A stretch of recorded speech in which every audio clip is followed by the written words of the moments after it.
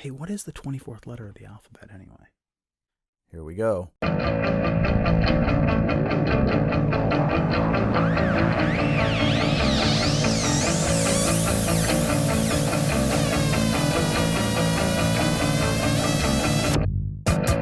All right. Hello. Welcome back to I've Known You Too Long. This is the episode I've been waiting for, episode number 24.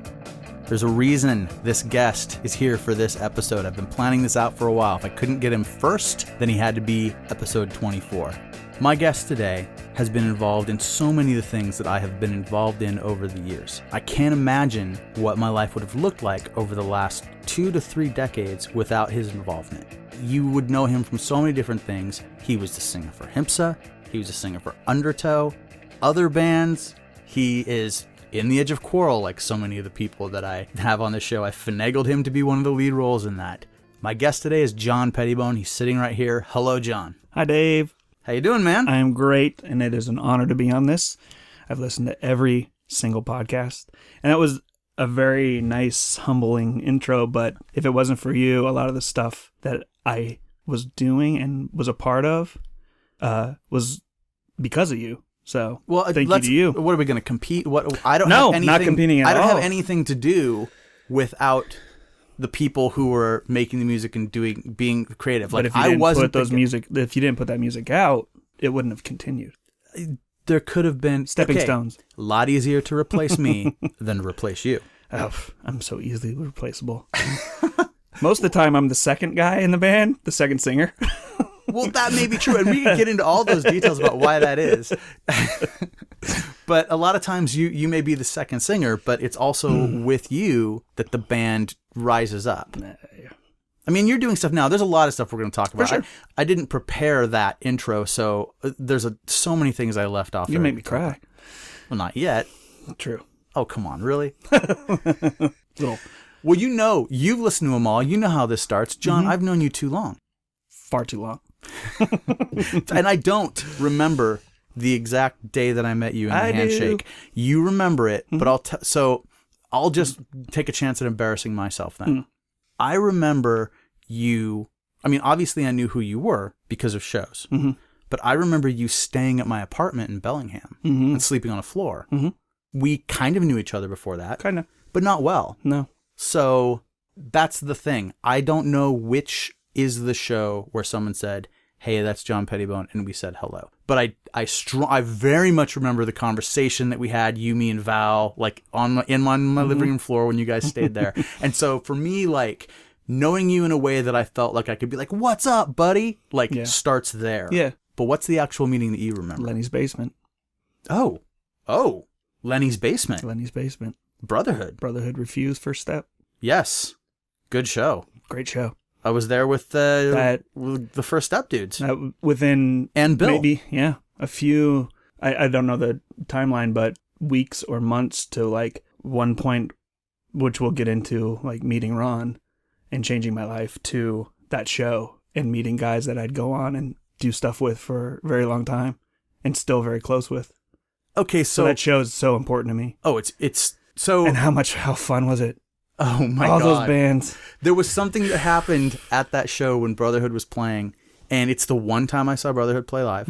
Every other one time it fell apart. But either before I got to see them or I couldn't get into the place. It was one show I couldn't get into. It was the first time I was in a hardcore show that felt like a hardcore show, like in the crowd. Like the way the crowd was moving. It was new dancing. It wasn't a circle pit. It was up and down, and everyone would, like, oh.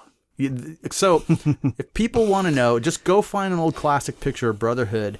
Any of the pictures that have a Gray Matter poster that you can see clearly in the back wall, that's Lenny's basement. It's the back cover of the 7-inch, and there's some great photos. Ron's jumping. That's the show we're talking about. And actually, I believe there were 2 Brotherhood shows in Lenny's basement. I think so. And I think you and I are talking about the second one. Yes. And I only went to the one. Yeah, me too. The second one.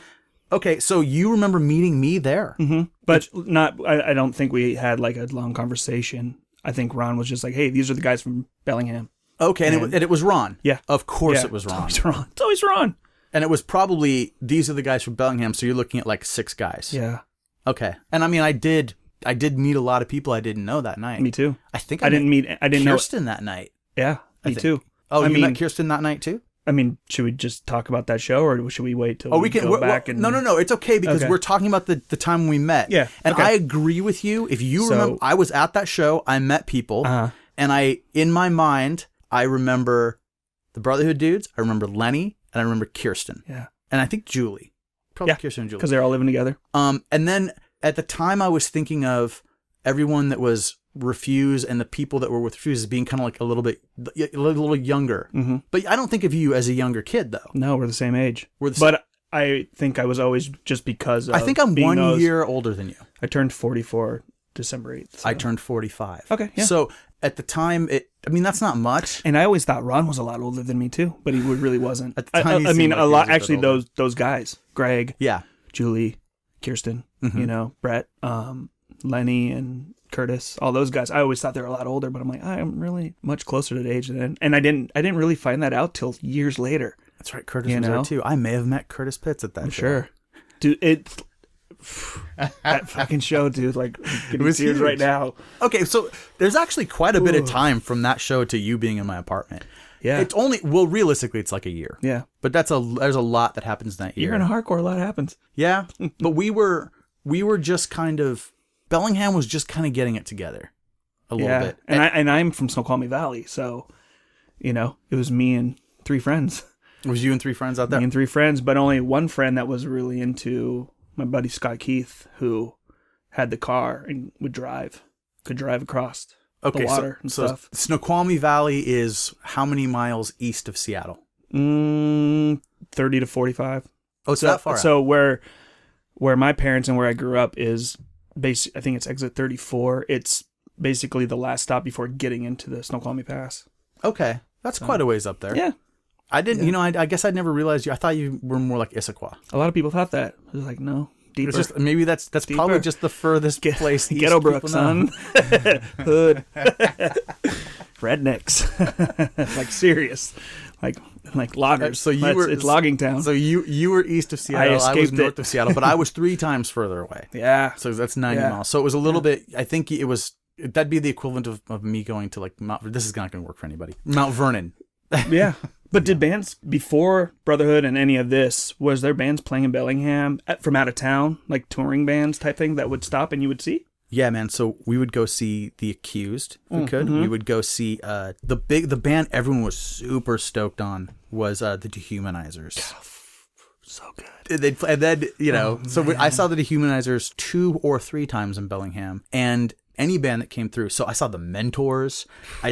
We'd go see like Beat Happening or like some like stuff that ended up being like the bands that the guys that did Estrus Records did. Like in town, but there wasn't like a hardcore scene. Yeah, like there were some punks. There were punk. Yeah, there were punks. It was college town too. So yeah, and it was a college town, but that means everyone was just in and out. Like they were, we didn't have like the term townies or anything like that. Okay. But now I look back on it and I kind of think of it that way. So so that's where we met. Yeah, we'll go back. So I want to know how you and I end up in that basement in Bremerton. Of all places. To where we launch a friend. And that was, are we talking 89? Wasn't it 90? Late 88?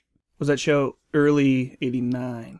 Well, the first time I saw Brotherhood was 7 bands, $6 at Natasha's Pavilion in Bremerton. And I think I still have the flyer. I think it's 88. Does it say I think it's December. Does it say the year on it? That's the thing. I think it's December 2nd, 88. Okay. Because that December 2nd is my EDGE birthday.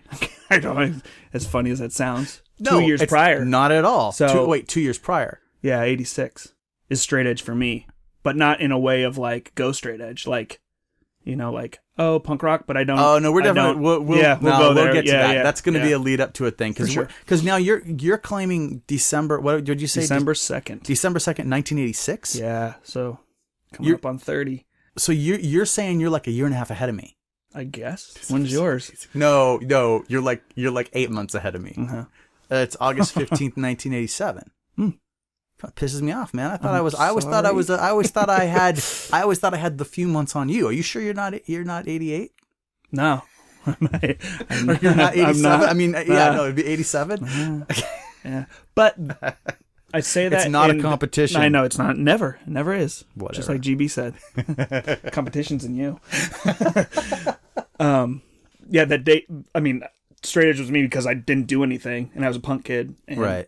You know, and then I found out what straight edge is. I was like, oh, this is my thing. And December 2nd is basically a week before my real birthday, right? You know, and so it was always my thing. I'm like, oh, I've been straight edge of what Minor Threat says straight edge is for this long. You know, and then all of a sudden, which leads into I see Brotherhood, and there's this guy talking about straight edge. We'll get to that. Okay. So, anyways, okay, that's yes. So, where were you born? I was born in San Francisco. Oh, 1971. San Francisco, in 1971. Yeah. When? Where did you grow up? Well, my parents moved up to the house that I grew up in, and they're still living in when I was 5. My sister was just born, and my dad. So you moved into a new house at 5. Mm-hmm. You had not been to any Snoqualmie Valley, where it was just being like it's a logging community, very very small at that time, and I mean there was only 4 houses in that neighborhood that had been built, and my dad is a cable contractor, all of his life basically, and so him and my uncle both were hired to come up from. So I was born in San Francisco, but my parents grew up in Pacifica, California, which is a coastal town outside of SF, a little bit south, and. He did cable contracting there. Well, this job offer came up. My dad came up here, and my uncle and him basically built the entire cable system for the Snoqualmie Valley. And that's when, like, cable meaning, like, extended channels and what like that. So. Oh, yeah. Like 1976? Yeah. Like, ahead of its time with television and whatnot. Like, my dad was basically built that system and ran it for many a year. I think that had to be happening all over the place because it was around that time. So when I was that age in Bellingham, we were outside of town a little ways. We had an antenna on the roof, and you had to turn this dial that would move the antenna to try to tune in channels. And we only got Canadian channels and one Bellingham TV station. Did you ever try to like put it in between channels and get the fuzzy thing? That's how I got into pro wrestling. Oh wow! Yeah. Okay, hold on. We'll get to that. We'll That's get to that. Really important, right? But then when I was maybe 7 or 8, cable extended out like. They were offering it down the road I lived on, and it was huge. And so we got that, and then they went crazy, and we got HBO, and all of a sudden I had TV I could actually watch. Yeah. You know? And luckily, with my dad being one of the head guys in charge of it and putting the system up, we always had extended cable. So, I mean, that really molded me, thanks to my dad and what he did, to what I witnessed, and I mean, really started off this journey that it led me to right here. Wait, so really weird. Because you had the cable, so you were able to see. What did you see that influenced you? Well, you know, growing up and doing my thing, come 12, 13 years old, there was a late night, Friday night channel, USA, because USA was new, and it was Night Flights. Yeah. Yep, remember? Night Flight, yeah. And, I mean, before then, you know, the neighbor kids, there was a kid, David Witorsky, I was really, really close with, real close friend, and I think he moved up from San Diego, and he was kind of always ahead of the curve with stuff. Yeah. And, you know, I got into like Supercross because of him at like 11, 12 years old. And, you know, my parents scrounged money together to get me a motorcycle, and I raced motorcycles for a little bit. You raced motorcycles when you were just a little kid? Yeah, in Sumner, just for a little bit, and then got into BMX heavily. Well, we're a little bit out of order. I know. I'm sorry. We're going to jump back. I know. Listening to all these, I should know. No, that's totally fine, because this is how we figure out. So that's interesting. I think a lot of us were influenced by that stuff that we were seeing, because we were all watching all those music video shows. And do you remember Radio 1990? Oh yeah. And that one would be on when I get home from school in the afternoon, and they'd play like The Cult, and videos from like The Cure and stuff. And so I got a real heavy, like, not like punk, you know, but related alternative. Yeah, and that Cure, was stuff Boys Don't Cry.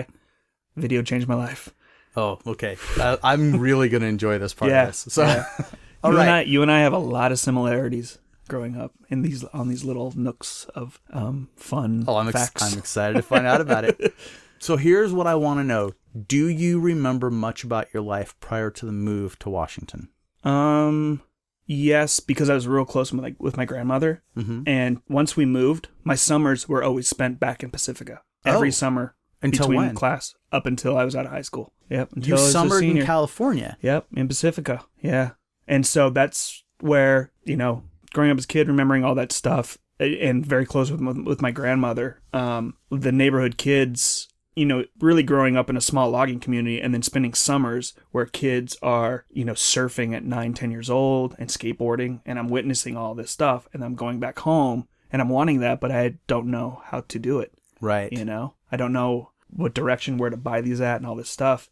My parents were extremely acceptive of what I was things I was getting into, and then there was a lot of neighborhood kids that were always into the sports element of things. And I was into that too, but I never connected, even young, very, very young. Like I wanted to play basketball, but the only basketball you could play was joining the church league before, before junior high. And did you do that? I did. I did that too. And I've never talked about it. I actually played church league basketball. I couldn't stand because you had to go to church and I couldn't be on the league. Oh, well, I went to church anyway because I didn't have a choice. See, my parents weren't involved in the church. So you went to church to be able to play basketball. That's the only reason I went, because I wanted to play basketball. I was horrible. I was pretty good. Here's how bad I learned how to dribble the ball and run at the same time at church league basketball because I was not a coordinated sports kid. No, but that I can do that now. Yeah. I'm not any better, but it's not like I grew tall or had any athletic ability. Mm-hmm. So I guess I just learned I think I made a basket once. Yeah. And it was a big deal for everyone because it's like, oh, look, he didn't just waste our time. Mm-hmm. So you did that. How long did you do that? Basketball? Yeah. Or for church league? For church league basketball. Church league up until, I think I joined in the 3rd grade and up until, because I wanted to keep playing basketball. I played every sport. I did everything as a young kid because my dad was always working and my mom was really supportive of getting me into things. And I don't know. I just loved sports. But the thing is, I don't really remember watching sports. You just wanted to play a game. I wanted to compete. I think that's always been my nature, competing for myself type thing. And I remember my first, and a lot of people give me heat to this day because I'm a 49ers and a Giants fan. So obviously the past couple of years I've been getting a lot of shit. Sure. But I would have to admit to knowing what you're talking about. Yeah. And I put up a front like I don't know what you're talking about. So, I was born there and all my first games were with my grandfather. My first San Francisco Giants game, or first baseball game was San Francisco Giants. My first football game was 49ers. And this is before Montana you moved? era. When you were little? No, my summers. And going back for Christmas breaks and stuff like that. All my breaks were spent back in Pacifica because my mom's side of the family are all really tight. And so it was just, that's where our vacations were spent. So, yeah. Okay. Back to the Lutheran Church basketball. No, actually, I want to go back to when you moved. Mm-hmm. Did you feel like you were leaving something behind? Was there any sort of sense of I don't want to go or panic or what am I going to do? Because you hadn't even started school yet. Yeah. Okay, so you didn't have neighborhood friends. I'm never going to see you again. The only things I really remember are my older cousin Darren letting me throw a firecracker and it went off in my hand and blew up in my hand, so my hands were blistered, freaked out. And then my grandmother slamming all my fingers in a door. Those are some memories up until we moved when I was 5. So the only things were traumatic things, injuries. Okay, because they stuck with you. Yeah, because exactly. It's early pain sticks with you for sure. Yeah. So you didn't feel, okay, so when you moved there. Yep. And then you moved and basically started school immediately, I assume. Yep.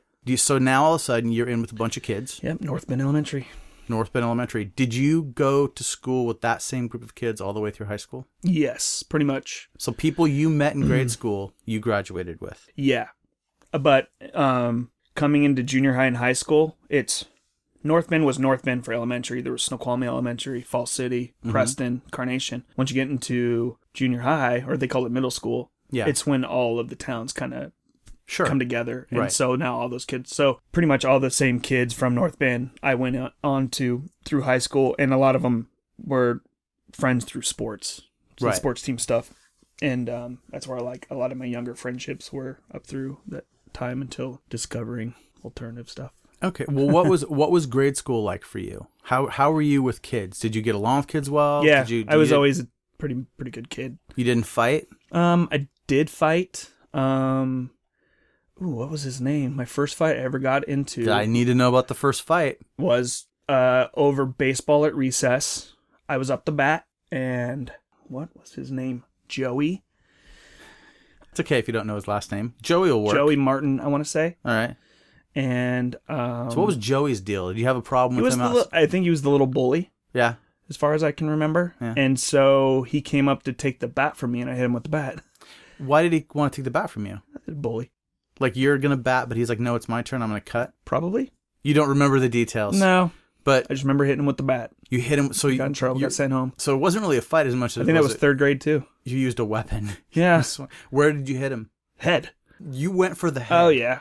You were a go for the throat kind of guy. Yeah. Well, this might lead into... My dad did Kung Fu. Back in Pacifica and whatnot. So you grew up... My dad would teach me, because my dad would like loosely teach me self-defense. Mm-hmm. Like, if someone messes with you, this is what you go for. And he always said, like, when you were poke a little eyes. kid. Yeah, poke eyes, hit throat. Man, type thing. I think dads that are the age of cool, our dads... Yeah. I was told, don't fight. But if you're in a fight, there's no such thing as fighting fair. Yeah. You do anything, and you don't stop hitting until that person is done, until you're getting up and they're not. Yeah. And that's so I kind of went with this. I was not a fighting guy, but I totally went in with this idea that if there was going to be a fight, it was going to be some brutal, horrible thing. Yeah. You know? Yeah. I mean, my dad always said, "Don't hit first. Yeah. Always hit second. Don't start a fight. Unless, finish the fight. Yeah. Yeah. And don't be the bully." And I was small. I was a small kid. But he said, don't ever fear anyone. And I remember that from very young. Don't have fear. And, yeah. So you ever mess with that bully again? I don't remember. So I got he didn't sent leave home. an impression. Yeah, he didn't mess with me again, as far as I remember. That guy swings the bat at your head. Yeah. Funny. By the way, you hit a kid in the head with a baseball bat at school, and then how long were you sent home for? A couple days. Couple days, and you were back in school with the same kids? Yeah. You weren't like... But I don't remember coming back to, like, my friends being all like... I think it was just normal. Like... Yeah, kids hurt each other sometimes. Kids hurt each other, and, maybe he stopped hurting other kids. I really don't remember, Dave. I'm sorry. He wasn't there anymore. Yeah. He was the special school, John. Yeah, right? But I was I always was the friend. I was always friends with the kids that... Like, I always had a small group of friends because we were the kids that other kids didn't want to play with or be around. Like outcast kids? Yeah, but we weren't outcasts. We weren't the bullies. We weren't, the rich kids. We weren't, it was always my small group of friends where they, like, even though I played sports, I really wasn't friends with those kids. What set your group of friends apart? I don't know. And you're talking about grade school. We haven't gone further into it. No, not middle school. But that led through middle school and high school. I always kept a close knit of friends. You were probably finding the weirdos. Yeah. Yep. Makes total sense. Like so it's almost like it's just something you were just born to. I think get drawn towards. Yep. And you started playing sports in grade school. Mm-hmm. And when you say all of them, what were everything? Baseball, basketball, football. Remember when soccer was gonna be a big thing and like Pele was that's huge? The thing. Soccer was my sport, and now I can't stand soccer. Oh. Like I played like sort of I had a ride to UW to play soccer, and I gave it up. Yeah. Oh. Which will lead into it's so funny. Like soccer, I loved soccer and I loved wrestling. But I also loved when I was doing BMX and Supercross. Like I don't know, I was an outdoor kid because like where we lived, the forest was my backyard. Right. And so, Boy Scouts, camping. What about like fishing and hunting? A lot of fishing because the South Fork runs behind my parents' house. Yeah. Oh, so fishing in the river? Yeah. For steelhead? Yeah. Okay. No steelhead. There's trout, rainbow trout. Oh. And suckerfish. I don't forget what they're called. Ground feeders. And a little bit of hunting. Did you ever rifle hunting? Yeah. Did you ever shoot anything? Yeah. Shot one deer when I was with my dad, my uncles, 6th grade. Oh, you were younger than I was. And then I think I was a little bit of bird hunting and whatnot. Mine was I shot one deer. Uh-huh. Sorry, everyone. Did you have to drink the blood? No. This wasn't red. Ritual. This wasn't Red Dawn. I had to. It was you had to drink from what you're killing. No, you didn't do that. I went on a number of hunting trips but didn't get anything until I believe the 9th grade. Okay. And then Yeah, so I did shoot a deer. My dad and uncles were loose hunters. It wasn't like their drive or anything. It was just like, oh, hunting trip, let's go. Right, it was a yearly let's go on a thing, fishing trip. one or maybe two with my father. Yeah. It was hard for me when I got into vegetarianism and stuff to say, Right. hey, I'm not going to do this with you anymore. It was the Yeah. worst part. Yeah. Literally the worst part. But I also think there's something about understanding hunting, killing a thing, and actually having to take it apart and eat it. Yeah. Is a different. It kind of gives you a different understanding of like the reality of the world. It does. I respect hunting in a way. I don't respect factory farming. No. And animal, but like it's a whole different deal. Like, it is. Yeah, I'm not some big hunter dude. I don't do it. No. But I don't have a. I always when we were listening to like the early '90s punk rock stuff and vegan stuff and everything that was coming out, there would be. Hunters would get thrown into the mix every once in a while, and I always thought that's not the same deal at all. No. This isn't this, Yeah. That's way, way, way down the list. If you eradicated everything else, this problem you have with hunters, you just don't like the idea of an animal being killed, which I understand, but they're not causing the kind of problems that McDonald's is causing. No. Right. So yeah, you're Subjects I'm so uncomfortable. Oh, sorry. No, not for me, but for friends and other people that like. Dude, I have a problem with the way social media has taken over our lives. Right. Yeah. Like I have a lot of friends who are passionate vegans. For sure.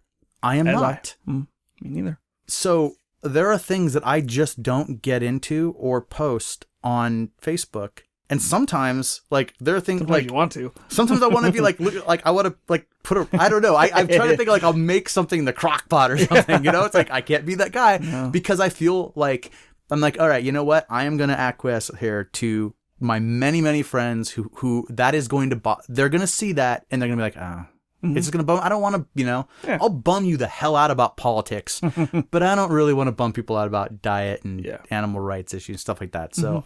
Do you know what I'm talking about? Yeah, Have you experienced that too? Yeah. Do you sometimes back off stuff? I stopped being a vegetarian and, been a carnivore again for a number of years. But for me, it was just a personal reason and personal battles of just like, am I doing this for the right reasons? Am I doing it for the wrong reasons? It's like, I'd rather work on myself right now with what I was, at the time. That's more important to me and maybe working on, a little bit of humanity amongst my circle of people or whatever than trying to save the world. Sure. When was that? When did you stop being a vegetarian? It's during HIMSA. So. Okay. 2003 or something. Early 2000s? Yeah. I was never actually a vegetarian. I know that. I always ate seafood. Yeah, you did. And I backed everything off until that point and then didn't go further. So it was like, all right. But that was like something like 17 years of being, and even seafood was rare. So it was like 95% vegetarian. Yeah. Well, I got into vegetarian before I was straight edge. Because really? Because of the Smiths and that whole ideal and that record and, Well, that's something. Okay, let's go back and come up to all that. All right. Leave off. We'll jump around baseball here fights. Baseball bat fights and baseball fight playing. You Supercross. So I feel like a lot of these things are junior high things. Supercross, coming BMX, up into it. Yep. Wrestling. Yeah. You couldn't wrestle in grade school, right? You could, but it wasn't through school or academic type thing. There's wrestling for like second and third graders type things, but it's not through school. It's like, there was one kid that I knew that I wrestled because I wrestled in junior high. Oh, awesome. So, and I played football in junior high and then begged. Once skateboarding came along for me, it was all out the window. Yep. But mine too. But I was no good at any sport ever. I played little league, softball, little baseball, and I tried to play football. Yeah. In junior high, I started to get slightly better at football, but that didn't mean anything. Yeah. I mean, I could run a little further. Yeah. Wrestling was something I could do. Yeah. One-on-one thing, And by the end of junior high, I got first in the city in my weight division, which was the only thing. Like, no, my family was like, "Oh my god, he won something." He actually, But I knew a kid when I first went into wrestling who was the only kid I knew who had been wrestling before junior high. And none of us, it was like a private program he'd been in. And everyone was like, what? That guy's already a wrestler. Yeah. Like, it was really weird. So we had a couple of those. You didn't do that yourself? No, I got into wrestling come middle school. 6th grade or 7th grade? That's 7th grade. Okay, 7th so and 8th. Mine was 6th, 7th, and 8th. Oh, okay. So I don't know. I think that's what it is now back in Snoqualmie Valley. I think they changed it, but All right, so let's cut off grade school from this part of the story with my asking this because it's important. Were you listening to music in grade school? Yes. Towards the end. Well, no. Oh, actually, always. My grandmother was a huge Elvis Presley fan, like collection, velvet paintings. So my first recollection of music is Elvis Presley, Roy Orbison. You had Elvis in the house. Yeah. And then a lot of Otis Redding and, blues and stuff like that. And then a lot of the, 40s, 50s, or 30s, 40s, and 50s, like swing bands type stuff. And actually some Latin music too, because my uncle on my mother's side married a woman from Guatemala, my Aunt Sonia, and she had a lot of Latin music around in the house, and a lot of every summer they'd do a big party, and there was always dancing going on and stuff. And I loved it. The atmosphere of it was just so fun. Right. And you're talking about this is before 5 years old, or you're talking about all just after that, those summers going back type thing. So yeah, Elvis Presley with my grandmother. My mom was into old country, Johnny Cash, Willie Nelson. So your family was cool with music. Yeah, and my dad came back. My dad, this kind of goes back to, I guess, my dad was kind of like outlaw, outcast type thing. He was in high school. Like he said, it was a car club, but to me, it's a gang. Right, car club. He was a greaser. Yeah, something lords they were. I don't remember what they were, but it was like grease, and my mom, had the poodle skirt and all that stuff. It's pretty awesome. Seen some of their pictures. Anyways, so the music my dad listened to, as far as I remember, was like Woodstock.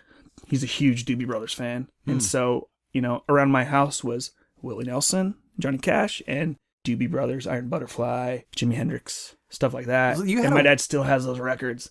It's pretty cool. You had a wide range of influences. Huge. And parents that were cool with music. But the one thing that really, I must have heard it on the radio or one, was Queen.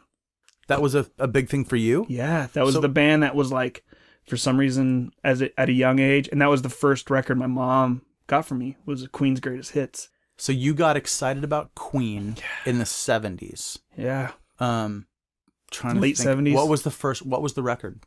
Queen's Greatest Hits. Oh, you just said it. Queen's Greatest Hits. Okay. What's the record that had the gatefold with the big metal guy killing them? I can't. There's robot. No way I could name it. But you know the record I'm talking about. Yeah. So my cousin had that, and I didn't know what it sounded like, and I wasn't allowed to touch the vinyl. Yeah. But I could look at the cover art, and it just blew my mind. Dude. On that record it's them four in each one of their pictures in these boxes, Queen's Greatest Hits, and the back of it is just Freddie Mercury standing with that as tall as he can with the cane on stage, and just this crowd. Beautiful. That man, that voice. There have been a lot of isolated Freddie Mercury vocal tracks that have been making the rounds just in the last week. Huh.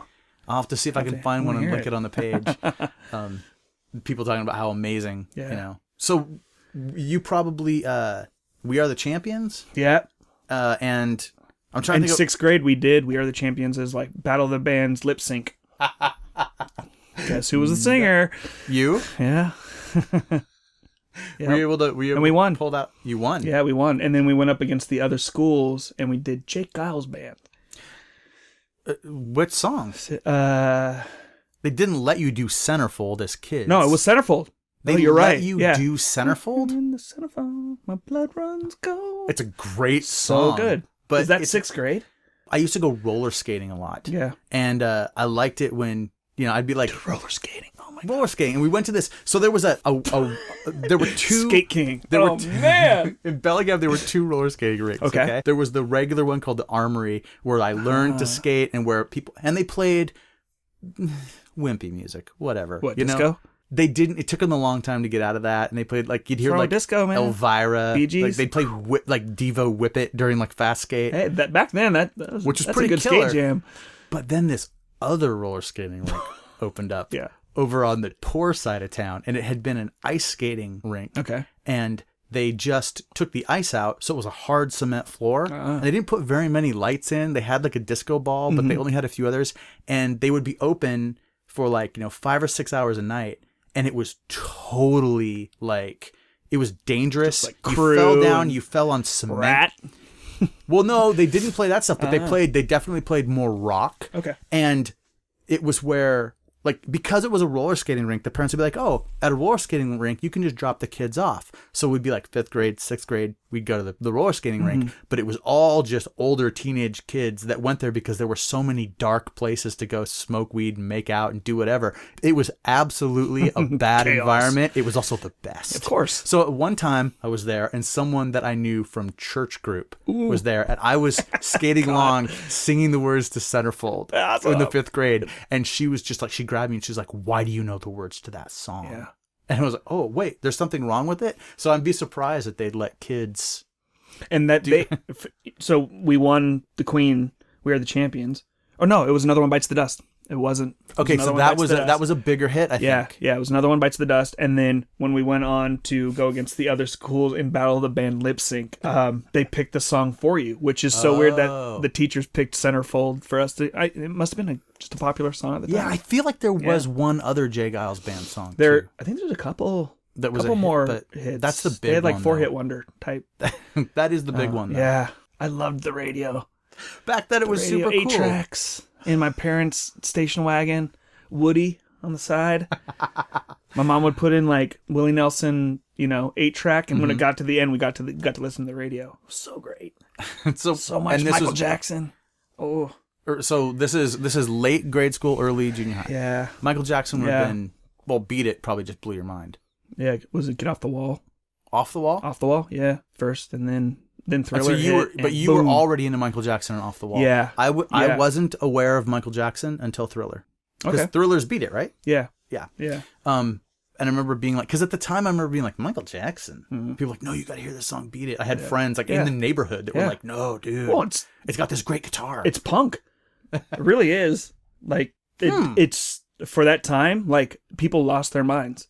Like, what is this new sound? Even though he'd been doing Jackson 5 for all these years and doing Motown type stuff, this comes out and it's like, I think that's why I liked Queen, because to me it was something refreshing and like something that spoke to me, right? And then Michael Jackson hits, and then I'm going into I don't think it's too weird to suggest that your grandparents were into Elvis and your mom was into Willie Nelson and your dad is into stuff like Rebellious Doobie Brothers, and all of that comes together with you in Queen. Yeah, like it kind of makes sense in a way. Like it's like, it's kind of like you're seeking out your own place. I still have that record. Still have it. Awesome. Yeah. So you get into So I'm getting into 7th grade. So we're basically, there's nothing else that there's nothing else that was important from your grade school years that we should really touch on. I did Supercross for a little bit, and then did BMX for a little bit, and was racing. And this is all grade school still? This is like 6th grade into 7th grade. In that type of year until a distant cousin comes to live with us, and then my mind's blown. Okay. Before Distant Cousin, because of what I know of you over all these years, my friend, what was your relationship to the little girls in the grade school? Did you have girlfriends? No. You were not? I didn't have a real girlfriend, dating. Girlfriend was up until I was a junior in high school. Till you were in junior high. Yeah. So you weren't like the little boy. Do you remember Tina? She took. Well, we'll get there. Well, I didn't. Actually, earlier drove today, the first Undertow tour. She. Did she stay on? Was she with you in my apartment? Yeah. Yep. Oh, wow. Okay. Yeah. No, I definitely remember her. Yeah. So I think you might have written a song or two about her. Most of Undertow songs. But wait a minute. So she goes back to junior high with you? Yeah. Yeah. So, but like when I asked Rocky Vote a lot of this question, he's like, oh, he was kissing on little girls like in grade school. Like he was always like a little lover boy. There was girls I liked. And I maybe kissing, but I was so into music and I was so into skateboarding. That's what I was into. And at the same time, I was doing sports through all high school and whatnot. And it was like, it's all I really cared about was like competing. Okay. So that was, you were focused on that. You weren't really like focusing on girls. Skateboarding. And then skateboarding and music. Okay. Well, no, so that's important. I want to know when 7th grade. All of this stuff that you're doing, then how does skateboarding hit you and become a thing? Well, maybe at the same. No, skateboarding was 8th grade.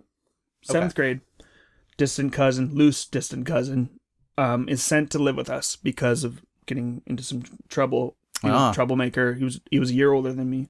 And sent to live with you from where?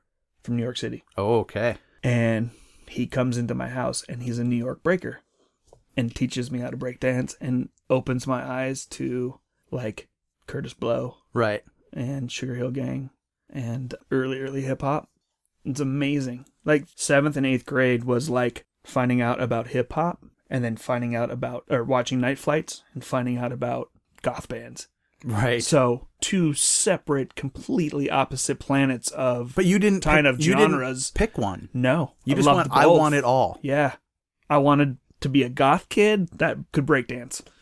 Well, John, that's what you achieved that. I think you're still a goth kid that can break dance. Yeah. Yeah.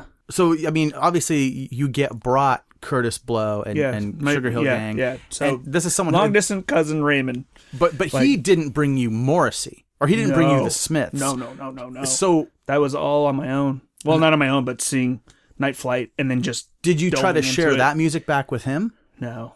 It wasn't. It didn't go that way. He was a street kid. It was a one-way street. He was street, and he stayed with us a year, and then he went back. And then, as far as I know, and like I said, when I say distant cousin, it's through whoever, whatever, and even he might even not have been really related to us. It could have been just a really close friend of my dad's through high school and stayed in touch because we lost touch with them years and years ago. But the last I heard, he went on when Paula Abdul was a huge thing. He was one of her dancers. Oh, wow. You know, and then from that on, I don't know what happened to Raymond.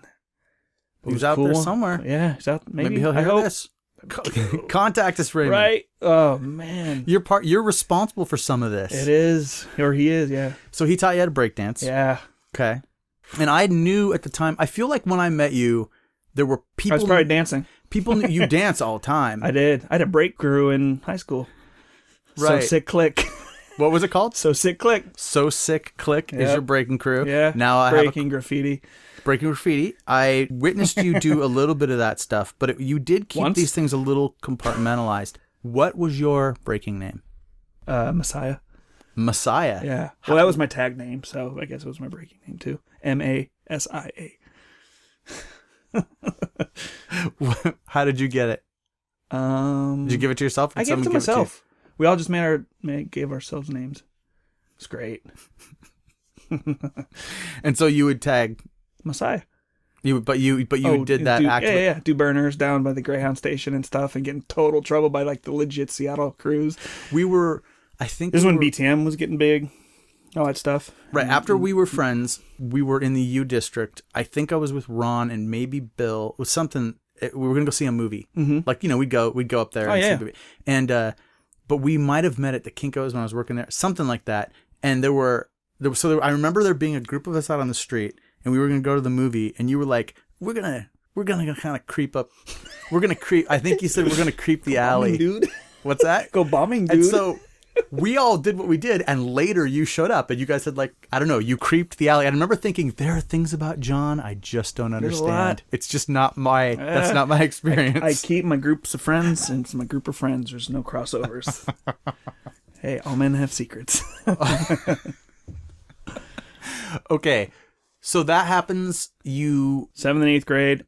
And then you on your own, you find. So was it a Cure video that Cure made you go? Boys Don't Cry. It was the Cure Boys Don't Cry video. Yeah, and it's the video of like the 3 kids, and the Cure's behind them behind a sheet, and you just see their shadows. Right. And so to me, I first see this, I'm hearing this music, and the lyrics, I'm like, whoa. Like, even though I'm not after girls, I like girls, and so I'm like, oh, this song speaks to me. But like, when you heard the Cure, but what got me was because when I first see the video, to me, it's 3 kids have a band called The Cure that are my age, or look my age, and I'm like, whoa, these kids are my age and they're in a band. This is amazing. Then a little while later, you're like, oh no, the band's behind. Yeah, it's just the video. Well, it's not like they were that old at the time. No, true. Now, Boys Don't Cry.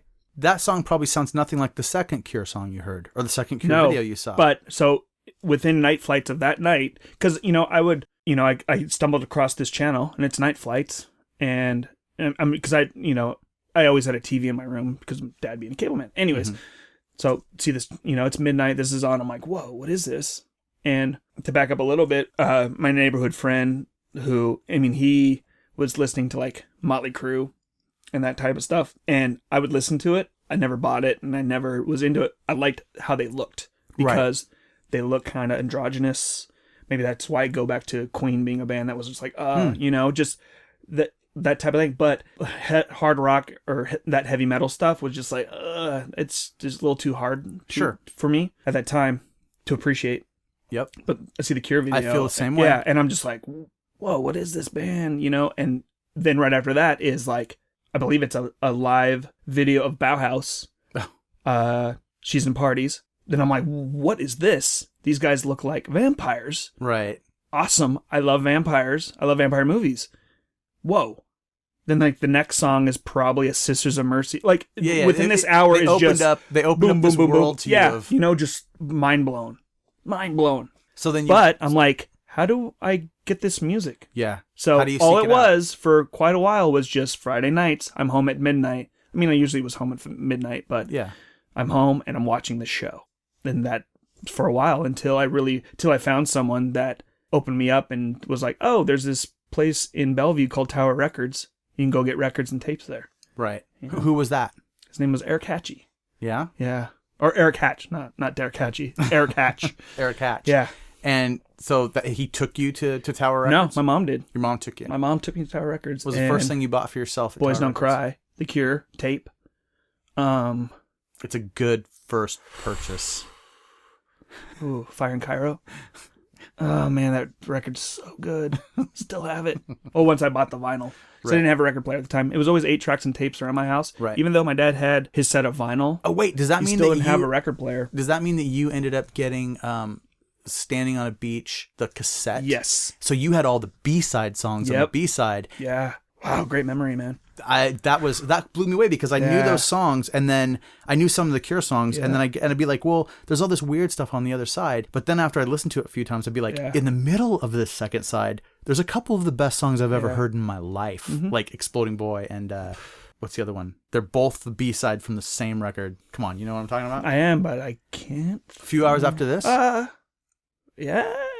I think that might be it, man. But they blew, So, and then at the time, I wasn't out buying 12-inch singles and things like that. So it wasn't until years later that I was able to get those songs on CD. At that time, I just thought it was tapes. I didn't know there were still records. Right. And then until we go to Tower Records and there's records, but we didn't have a record player. So it's like, well, I'm buying tapes because I do have a tape deck. I have a Ghetto Blaster because I needed that for the mixtapes that Raymond gave me with my beats on it. Well, yeah, you got to get out there. You got to get out there and dance. Yeah. Did you ever do like competition dancing? A couple times. In front of crowds? Yeah, like crew versus crew. We'd go down to, before it was really Westlake Center, but the center down there. And you could, what was cool is my parents, as long as I did well in school, did my grades, did my chores, yard work, all this stuff, my weekends were pretty free. And they were okay with me catching the metro into going in and going skateboarding. Into Bellevue or Seattle. When you were in into junior 7th high. and 8th grade. Yeah. And that's, I think that's, if you think a lot about, different than now. If you think about how old you were, because if you're in the 7th or 8th grade, 12, 13, 14, yeah. 12, 13, 14. Okay. 12 and 13, 14-year-old kids, I don't think are jumping the bus to go skateboarding by themselves or with their friends anymore. Not much. I think there probably are still a few that do, but probably not that far away. Not from North Bend. And this is before there were stops. Like it would be a 2-hour bus ride. Yeah. And we had to make sure we caught that bus back 7:00 or we were not getting home. Yeah, I mean. And then I'm in a ton of trouble. If you're not home, and it's like, and you're just gone with no way to contact you. Your parents just don't know. You're just out in the world, learning how to live to become an adult American, which it's weird to me. Like the few young kids that I know right now are they'll be 16, but the way that they interact with the world, I think of myself at 12 and 13, except that I would get on my BMX bike and ride miles away from home to be by myself in my, and it seemed kind of dangerous because it was dangerous. Yeah. I found a knife on the side of the road riding my bike. I found a knife and I carried that knife for like 5 years. That's awesome. Because I might have to cut somebody. Exactly. I'm not going to take it out, but know like what? A bum. I'm not here on my bike. Who knows what's going to happen? Exactly. But there's this scary dude that lives under the bridge. There were a lot of those. There was one under every bridge. In North Bend there was. Oh no. Yeah. So yeah. Now there's probably like 20. And they're not quite as scary. It's just a family under there cooking dinner. Yeah. Probably not a family. Bunch of brave kids. Oh, yeah, they're all That's the culture now. What, they hang out Tent cities. Well, They hang if you look out around the club, our club. Like, Yeah. under the bridge and When Tent you City say and by when you the say freeway. our club, you're talking about El Corazon. Yeah. And there's a tent city right under there? Under the bridge and in the island between express lanes and the East Lake. Right. And it's just there. And the And city will come and kick them out. And they're rave kids? Mostly. They all have cell phones, computers. There's a youth center close by. They go and charge them up. Huh. They're allowed to use the restroom there and all this stuff. And they come back out and just make messes. There was a little bit of that when we were in the 90s when we were on the hill. There was a little bit of like... Yeah, they were the crust kids. Yeah. But they were legit. They were legit poor or ran away. Way or more legit abused than... kids. Well, and then there was the idea not a that there bunch was... of kids where, you know, mom brings them a bunch of food and stuff and drops it off every week for them. And, you know... But there was the idea that there were a bunch of people from the east side that were like slumming a crust lifestyle. And Really? I'm not like... Do you not remember that kind of being a thing that people... Nah. That, like, you know... I like, wanted to fight those kids. But, like... I think that to a little bit of that, I can't totally look down my nose at that because that's a type of rebellion from like, I don't want this life kind of thing, you know? Like, Yeah, I get it. if you're a rich kid and that's not what you want to be, maybe you do want to go out on your own for a while. And, Yep. Okay. That's a bit of But if still living off mom and dad, it's another story. look. And we know some of those people. People are going to take advantage of whatever advantage they have, right? I mean, If they were brought up that way. well, that's true. My parents were awesome and they struggled and times were rough sometimes, but they always tried to give me the best life and my sister the best they could. My dad broke his back and was out of work for 10 years. Oh, wow. He was up on a pole during a storm trying to put the cable back up and logging company hit the power line and he dropped and broke his back and he was out for 10 years and then the Oh my lawyer screwed him God. over and yeah. So we struggled for a lot of years, but my parents always made sure that like we were taken care of, did the best I can. Like I was working. My parents had to okay it, but by 12 and 13, I was working. Okay, so like on top of all at this other stuff you were A doing, Dairy Queen, you know, or even washing dishes at the local restaurant type stuff. right? So you had jobs early to make Yeah. money, Yep. and you were well. And it's awesome because that taught me a lot of, you know, on struggle and stride and just trying to get by type things. I think that even helped with touring, being able to like live off, you know, little amounts of money at a time. Like, Right. oh, I'm going on a 2-month tour. I can take $20. It's cool. I'm going on. I'll be fine. On an adventure, Yeah. where we'll have to survive. Or Damien's with you. Hey, dude, steal me some food. Or make magic at that. Yeah, use your soda. magic powers. Get some. Anyways, that's another story. Oh, it is. Okay, so Stories. all right. So I'm assuming that when, like you said earlier, when skateboarding hits, it changes everything. It does. So how does skateboarding happen? And does punk rock happen before skateboarding, or You know what? I don't. You know, you think it just comes in listening with to it? some of your podcasts and how there's a lot of people on there have very similar Yeah. paths. It made me trying to trigger like, dude, what came first, chicken or the egg?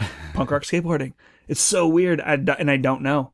I mean, I definitely know I was into like goth band. Well, you type stuff dabbled in before. everything. Like you had kind of Me, said no man. metal. I get bored. but you had gone I want to be excited. Yeah. I just want that spark. I want that passion. And a lot of things, even things that mean so much to me, have lost passion through years. Anyways, so yeah, goth bands, skateboarding. Skateboarding came because of my summers down in California. Okay. So, I had a close friend. My closest friend in my life outside of my group at home was my friend Jason Johnson down in Pacifica. And he was only a few months older than me, but we grew up together, and it's weird, but we were pen pals and summers hung out, vacations. Him and his mom and my mother worked in, my mom's worked in beauty salons, all that, and cut hair for most of her life.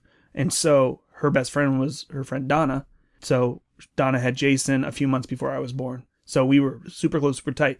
He was a huge surfer, actually went into pro surfing at a young age, but he skateboarded too. I tried surfing, didn't like it because the ocean was kind of scary to me. yeah. But skateboarding, he loaned me a used Caballero board. You're going to answer it before I ask it. Because you always ask, so I know. It's Well, Caballero, Indy trucks. I can't remember wheels. I want to say slime balls, but I don't know if slime balls go back that. What year so is this it? is between 7th and 8th grade.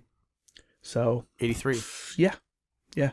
Okay. I think it's OJs? around 83. I don't... Kryptonics. Yep. Maybe Kryptonics. Because I think that we still need a couple more years to really hit that. Yeah. Everybody's got slime balls Before I went or street. OJ2s or yeah, exactly. But I don't know because I actually wasn't skateboarding yet at that time. Okay. So skateboarding comes for me in the 9th grade. Yeah. Which is like 85. Yeah. So 84, 85, Yeah. something like that. So he lets me use He that lets you board. borrow it. Lets me borrow it, and I forget what he's riding. Okay, I think so probably an Alva. he's I think because he was super Natoni Alva. Nice. And so he was doing that, and he was surfing. So but I so loved you were skateboarding. riding that board the way he set it up. Yes. Loose trucks or tight? Tight. Tight trucks. Tight, I remember. Okay. Because we were just pushing. And we weren't ready for ramps or anything like that. right. Or launch ramps, right? Because that was kind of where it was starting to get street. You know, like, sure. And was it full? Was it full plastics? Plastic nose, plastic bumper on the back To protect the tail, all that bump, stuff. and rails. Yeah. Yep. And then I go home and I'm all, Mom. What did you learn? Like, how long did you skate with him? Was it for a summer? Every day. Every day. Yeah, where my grandma lived and where he lived was basically around the cove. It was this Lindemar Bay. You just go around the cove. It's a huge surfing spot right there. It's Right. hour north of Santa Cruz. So you were skateboarding every day? Yeah. Other kids too? Oh no, just me and Jason. Just you Just me two. and Jason. Yeah. What did you learn how to do that summer? And And it was early, so I mean, people Yeah. probably weren't even ollieing. Nope. I don't think so. Just At least we didn't know about it. yeah. Because I didn't even know of Thrasher magazine. All I knew was he was surfing. I thought it was cool. They looked cool. But I just didn't like the water. And, I didn't have money. I can't buy a surfboard or anything like this. And so skateboarding to me was the poor man's surfer. And it was a lot easier. And first trick I learned, 360 or something maybe. I don't know. Getting up a curve. Yeah. Something like that. I don't know. It was so fun though. It just felt so free. It was so cool. It was just, and it was, I mean, there was something amazing starting off just about like getting up to that speed, going down a long hill you could kind of carve. And it was like, okay, I'm not going so fast that I'm losing control. I'm not getting speed wobbles. Mm-hmm. Awesome. Yeah. So I get home or, come back home. Did and you I'm get like, to bring the board with you or you had to leave it? No, I had to leave it. Okay. Get home and I'm all, Mom, I want a skateboard. And by this point, you've done everything. You've played all the sports. You've got a still playing motorcycle. sports. You've got a BMX bike. Yeah. You've got, so they're just like, this is another thing to do. And everything was always used. My parents, like I said. It was a way to do it. Yeah, yeah. And so, I remember my BMX was a Mongoose, and so I raced a couple, but like I did, it was fun, exciting, got bored real quick. Did you, so you competed in some races. You had the numbers on you. Yeah, Sumner. Yeah, there was racetracks in Sumner. How'd you do? Did okay. Did you ever place? I mean, No, nothing. Did you ever get any gnarly wreck? Yeah, that's why I stopped doing Supercross, or not. Supercross is the big time, but motocross. Right, yeah. We built a track. If any of you go to North Bend, when you come off, there's where the Safeway is, the Starbucks, and all that stuff. That used to be just a field, and we had bike tracks out there. And the city had come in, or the town had come in, and made this big, because where the area where my parents lived for years, when we'd have big storms, there was huge flooding. So every 4 or 5 years, my parents' house would get flooded out the neighborhood and everything. So the city came in, dug these huge trenches, like 15 feet deep. And at the end was a built jump, basically. So we jump out there and, I had a Yamaha 125. And I was just, dude, I got this. I'm going big. Boom. And I ate shit. Like, knocked out. Oh. Woke up. Where the hell am I? My dad over me. Like, you okay? Bleeding? I'm like, fine. Everything hurts. Okay. Were you Can wearing you walk? Safety gear? Yeah. Okay. Yeah. Helmet, chest pad, motocross pants type boots, type stuff. Nothing internal, no internal. I just got the shit knocked out of me hard. And at that time I was like, yeah, I'm done with this. Yeah, I don't want to do it. It scared me enough to I don't need to be doing this. I know if I keep doing this, I'm gonna really hurt myself. So I stopped, and so started doing BMX, and that just wasn't my thing. I don't know why, but once I got that skateboard and that passion for that. I mean, so I you skated. came home and said, I need a skateboard. Can I get a skateboard? And what did you get? Fairflex. That's what they came home with. Oh, really? Oh, so Yeah. they went out and got you They got me a skateboard. Fairflex, and I'm like, that's not what I want. Oh, you stepped and you hadn't explained it. Yeah, because Jason's telling me like, And you knew. Steve Caballero, Tony so Alba, you knew, Hosoi, you knew at Tony that Hawk. point. These are the kids. Because Jason was in the surf scene and skateboarding scene, and he was on, and that's in the area when San Francisco was blowing up Right. with skaters, And so I'm like, oh, that's not what I wanted. And it was crazy, too, because the friend across the street, Dave Witorsky, being from San Diego and him visiting family, too, he comes back with a skateboard. And he has a Tony Hawk. And I'm like, oh, he's got that board. He's got a paddle board. That's so awesome. And where did he get it? I don't know where he got it, but Okay. then I said, Mom, that's the kind of board I need.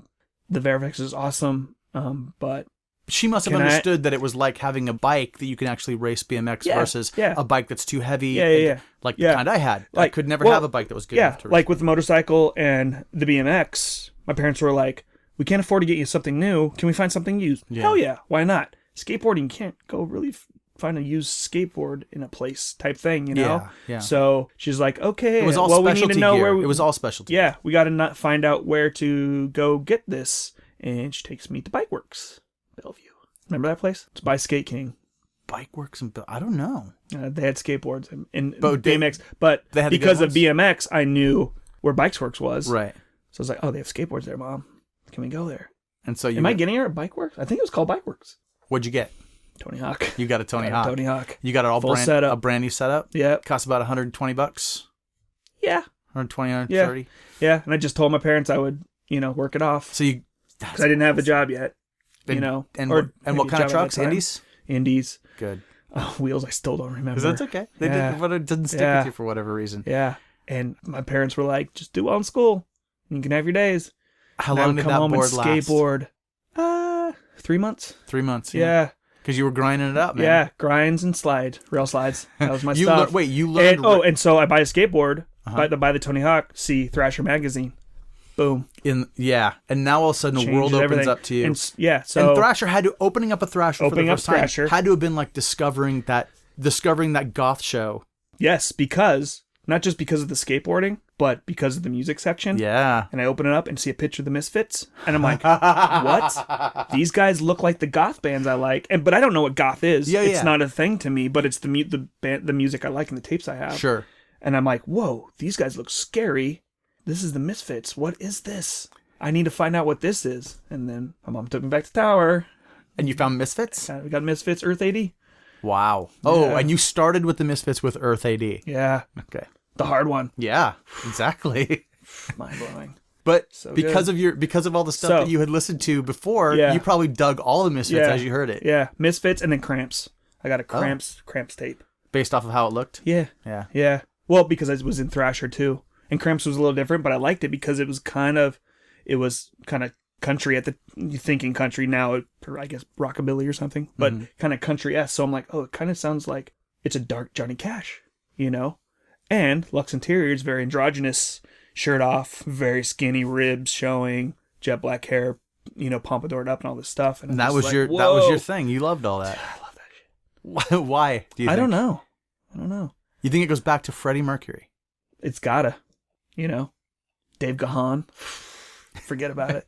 It's always the hot, skinny girl boys for some reason, Love it. So it wasn't, I'm going to do a quick leap ahead since we're here. Yeah. And you're talking about that. Yeah. It wasn't weird at all for you in HIMSA when things started going along a maybe a little bit different look where it kind of threw people a little bit. Because there was a period of time where things got looking very like rockabilly. and AFI became a big deal, and it was like, yeah. Well, at one point you were wearing like sleeves on your arms. Oh, you mean there's like legging shirts? Yeah, and makeup and stuff. Yeah. But for you, that wasn't strange at all. You just had not done it before. Well, no, I did when I was a kid. When I was younger, when I really found out that there was a goth scene, because I get into, okay, so I'm becoming a freshman. Yeah. There's seniors. There's a group of seniors that are goth kids. And that's how I discovered goth. Oh, awesome. And there was a name given to it. They called it goth then. Yeah. We're gothic. Oh, I get it. That's why you look like vampires. Crazy. So crazy. That's just and then that's where Eric Hatch kind of comes into that realm of my life of stuff, and then he takes me to my first show. Which is? Black Flag, Spokane. Really? Yeah. Black Flag. Your first show is Black Flag in Spokane. Who'd they play with? I can't remember. I was so scared. Yeah, scared. Going back to like my dad, like, don't be be fearless.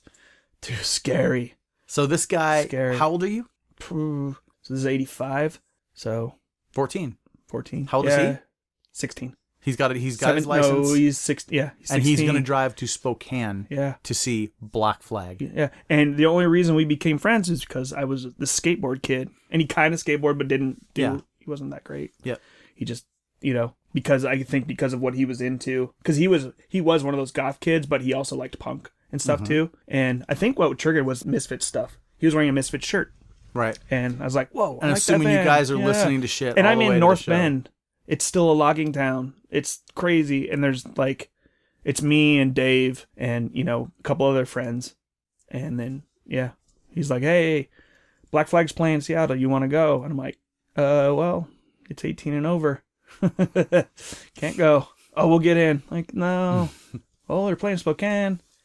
Ooh, I'm going to get in a lot of trouble. But it's Black Flag. Mind blowing. And I think Julie was at the same show I was at. We talked about it years ago. I think we were at Julie, the same... who was an early part of the Northwest hardcore scene up here. Julie Roberts. Yeah. Who's around forever. Yeah. In a bunch of those old photos. Yes. Probably is going to be in the background of some of the photos I'm going to be putting up. Okay, so this all makes sense. I mean, I knew all of these things had to have happened with you. I don't think I knew as many of them happened with you. But when you would get into something like punk rock and skateboarding, you wouldn't then leave the sports. You would continue doing all of those things? Continued doing most of them. I stopped playing basketball into high school. And I know you had said that you didn't really excel in those. I actually did well because it was competition to me, for myself. How'd you do it in wrestling? Wrestling, I did okay. But soccer was huge. I was varsity soccer. And I hear a dog barking. Yeah, Michaelanne might be coming home. Yes. I don't know what's going to happen. Future wife. Wait a minute. What? What? Your future wife? Why not? My future wife. Well, how long you been together? 20 years. We've had her long enough. Get her done. Well, we're sitting in her Sip house. of coffee for the working man. Oh, Jesus. I don't know for sure if he's going to stop her. Hey, woman! Whoa. Get in here. Yeah! Okay, wait. It's going really hot. Hi, Mike. That was so loud in my ear. Sorry about Wenny. Hi. Good to see you. Oh, yay! So long. Hi, hon. Hi, Welcome sorry. home. He just said, well, join us for a minute if you're going to... I'm going to interrupt. Yeah, we'll get back to where we were. Headphones? No, you can hear him. She's good. She's going to have to lean in. But now he told me you're his future wife, so I don't want you leaning in too much. Apparently, Is that why Mommy. we're not married? You and me, Dave? Because I'm waiting for John? I'm divorced. I did not know that John had this on his agenda. Why would I tell you that? Yeah. Why would you tell me that? So, no, you're both sporting these awesome beards, so maybe his is maybe more awesomer than mine. He never cuts his, I don't think. Yeah, you don't. I did cut my hair though. You did cut your hair? Yeah. That was the only time I ever had long hair. Yeah, it must be a beard thing, I guess. I went back to long hair. I had long hair when I was young. Yeah, you did. Remember. With the head gasket. With the head gasket? Head gasket. I don't know who it was. You guys were trying to talk about Damien. the head. Was it Damien? He couldn't remember what it was called? Yeah. I'm yelling at my phone. It's a head gasket. I think you texted me that. I think I did.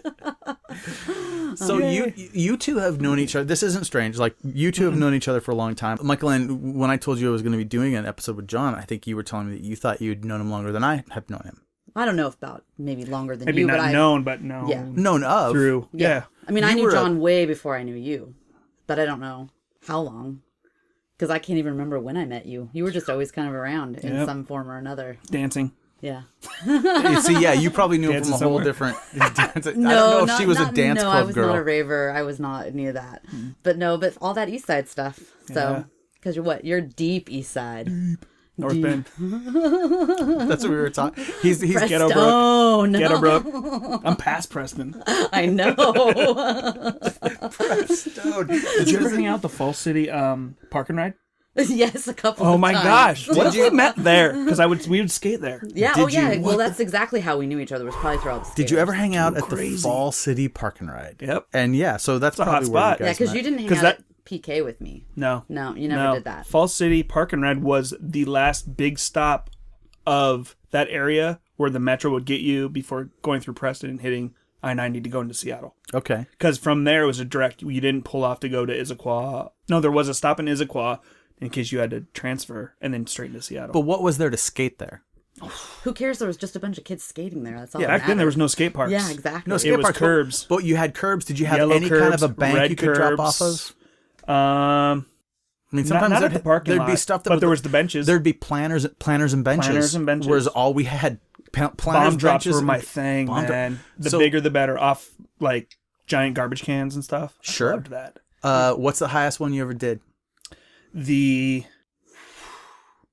And just to You know what? Steps. I ollied the old steps of Bellevue Square. Okay. Cleared it. Okay. And then, Wow, you know, the I front totally fountain? remember But that's that. all- We hung so out there when I got into so skating, I often. was Riding forward and ollieing over steps, that's different than a bomb drop. What you were describing was literally like riding off of a hall, like a loading dock, and just So riding, loading dock was probably 5 or 6 riding foot. off at medium Oh, speed. And then if you did it right, you would stay with your board. It wasn't an ollie was off. probably it the was high right straight school. up, and you would land on top of your board and be able to ride out. And this would break trucks. This would break boards. Yep. And it would break people. I think it was at I went high off a school. low roof of a building one time, No, like a did you little land it? dental building. Yes, and it was Nice. like, but it was also like, I'm never doing that again. That was terrifying. But it was the highest point we could get to, where we're like, I think we could climb up on that thing and go off, you know. Yeah. But loading docks that were like 4 feet high were just, after a while, it's like, that's just what we did. Yeah. You know, until the board broke, or you broke another indie. I broke a base plate. Who's got another base plate? Man. Base plates. So, Michaelanne, you Lip would go, grip. What, rip grip? Lip grip. what Oh, is rip grip. It was rip grip. Yeah. Rip grip was the little padded stuff you'd put on the board. Oh my gosh. We sold it in my skateboard shop. Yeah, you did. You know what? I don't know if I had met you yet. We're jumping ahead, but anyways, if It's okay. I went to No, your we're skateboard jumping now. shop once, We're actually, that would be in the same time Yeah, frame we're that talking because about. what year was Yeah. that? Would that have been? You came into Aggression Skates once. When? year? Why? Because back then there wasn't You had- a lot of yeah. skate shops. Yeah. Bellevue had Bike Works, and then there was Fallout, And Yeah. then Kirkland had the one. Kirkland. what was Yeah, that? Do you remember who was It had working? that stupid I have name. no idea. What was the one in Kirkland called? Damn, I can't remember. It was because it was on a road trip up to Vancouver to go hit the snake runs and stuff. Or it might have been The Snake Run. was Salem Park, Snake Run. Slam City going on? Looney Tunes. That's what it was called. Looney Tunes. Oh my god! I knew it would come to me Bam! eventually. I bought a deck there once. I think I bought my Eric Dressen there once. Oh man! Great. Looney Tunes. That's pretty good that I could pull that What out. a I'm trigger! actually That was capable. great. Man. Yeah, but what wheels did you have for it? On my Dressen, it was probably Rat Bones. Okay. Because those were the good wheels then. Yeah. Yeah. And always Indies. Yes. Always Indies. Always I Indies, tried. man. I got trackers once, snapped them. Done. I didn't understand them. Yeah. They made the board feel weird to me. Yeah, and they would come with that. What was the plastic piece that went over there so you didn't grind your truck? Coper. The Coper. Yeah. Yeah. It came with that. I'm like, ugh, posers. We got all excited. Rodney Mullen probably came up with that thing. We got excited for like a week because we realized at one of the grocery stores in town you could pull the plastic handle on the right, and you'd put Cut those it. over your, you'd cut it, and that would be a free Coper. Yeah. And it sucked. Yeah. We screwed that in for rails once. okay. There was a different. I think it was Safeway. They actually had the handles would actually screw together through the handle on the shopping cart. So we would melt unscrew those, and you could use them as rails. And Yeah. also, it was the wrong kind of plastic. It hung up on the curbs. It was awful. Yeah. Too heavy. Yeah. But the idea that we could steal the parts that we needed for We our had boards to. from other places. We had to. Yeah. I just wish it had worked. Right? Yeah. Man. This is what we've been doing, Michaelanne. Talking about skating. Well, a little bit. That's Gotten into important. It's really, I feel like, not for everyone, because people have different experiences, but skateboarding is, John said that he thought that we would have a lot of similarities. And we do, all the way down to hunting Yeah. Weird. and being on the wrestling team. Shit, you learn about each other way after So we weird. first got to know each It other. doesn't matter. I know, it's totally true. But where it changes is where I can't dance. I don't have that. He really And can't. I love dancing. I know you're a dancing guy. Well, Leah and I just See, went. if we dated, man. you could get me drunk and I would dance because that's the only way I dance too. It's the So best kind of dancing. No limits. because Dave won't dance with me when I do get drunk, and Why every not? once in a while it happens, Why and I do not? want to dance. I have danced with you before. You have danced once. It was not very pretty. No, she doesn't like it. That's why. Yeah. I'm not a dancer. Listen. He literally does like the whitest dancing ever. Yeah, I'm not- look, man. It's not me. That's not, not how for everyone. That's not how I feel it. That's true. Okay. True. But thanks for. Over the summer, Leah's best friend got married. Uh-huh. And we have a lot of mutual friends through the years of whatnot that we've come to find out. And I go back there and I see so many guys from bands and stuff. And the DJ they got was the old DJ that they would go to club nights when they were younger. They got him to come back out of retirement, DJ retirement or whatever, to DJ. And it was amazing. It was straight 80s new wave. And I danced for like 3 hours straight. I got Leah's parents on the floor. It was crazy. And then all these friends from East Coast that didn't know I danced were like, what? How did you do all this? Like, what are you doing? I think of the guy. And Leah's just like, he loves to dance. I so want to see you with a glow stick. I think of the guy- want to see you dancing with a glow stick. I raved for a little while. I think You guys of the, know that. I do know that. Yeah. I just was not a part of your life then. No. Not a lot of people weren't a part of my life then. No. Or they were, but it But was my no. other life. right. You were compartmentalizing it. Exactly. I think I of dabble. I think of you when I watch Clueless and she goes on a date with that guy and he just won't stop dancing. Love that guy. Oh yeah, of course. Love that Ducky. No, right? He's not, Straight wait, Ducky. he's not Ducky though, but Ducky is. He was like the Ducky of the 90s. Yeah, but he was if you way think cooler about it, though. Way cooler. though. Ducky way cooler. Oh yeah. Wait, you think Ducky is cooler than? Hell yeah. Yeah. Absolutely. The next I tattoo, the next associated tattoo I with want Ducky. is my friend Dan Smith down in California does these amazing little tattoos of shoes, and he does like Air Jordans for people or Vans, and they're like, it's things of beauty. You want Ducky's shoes? I want Ducky's shoes when he does the like, I'm forever the Duck Man. Yep. And I was like, those I creepers. will forever be the Duck Man. If I can never get Dan to tattoo me or if I'm down there. Nice. Now, Nice. Anyway. on dancing, because we're not going to stay on it, but I will say that it was always, since that was something so alien to me, it always kind of blew my mind that you had that.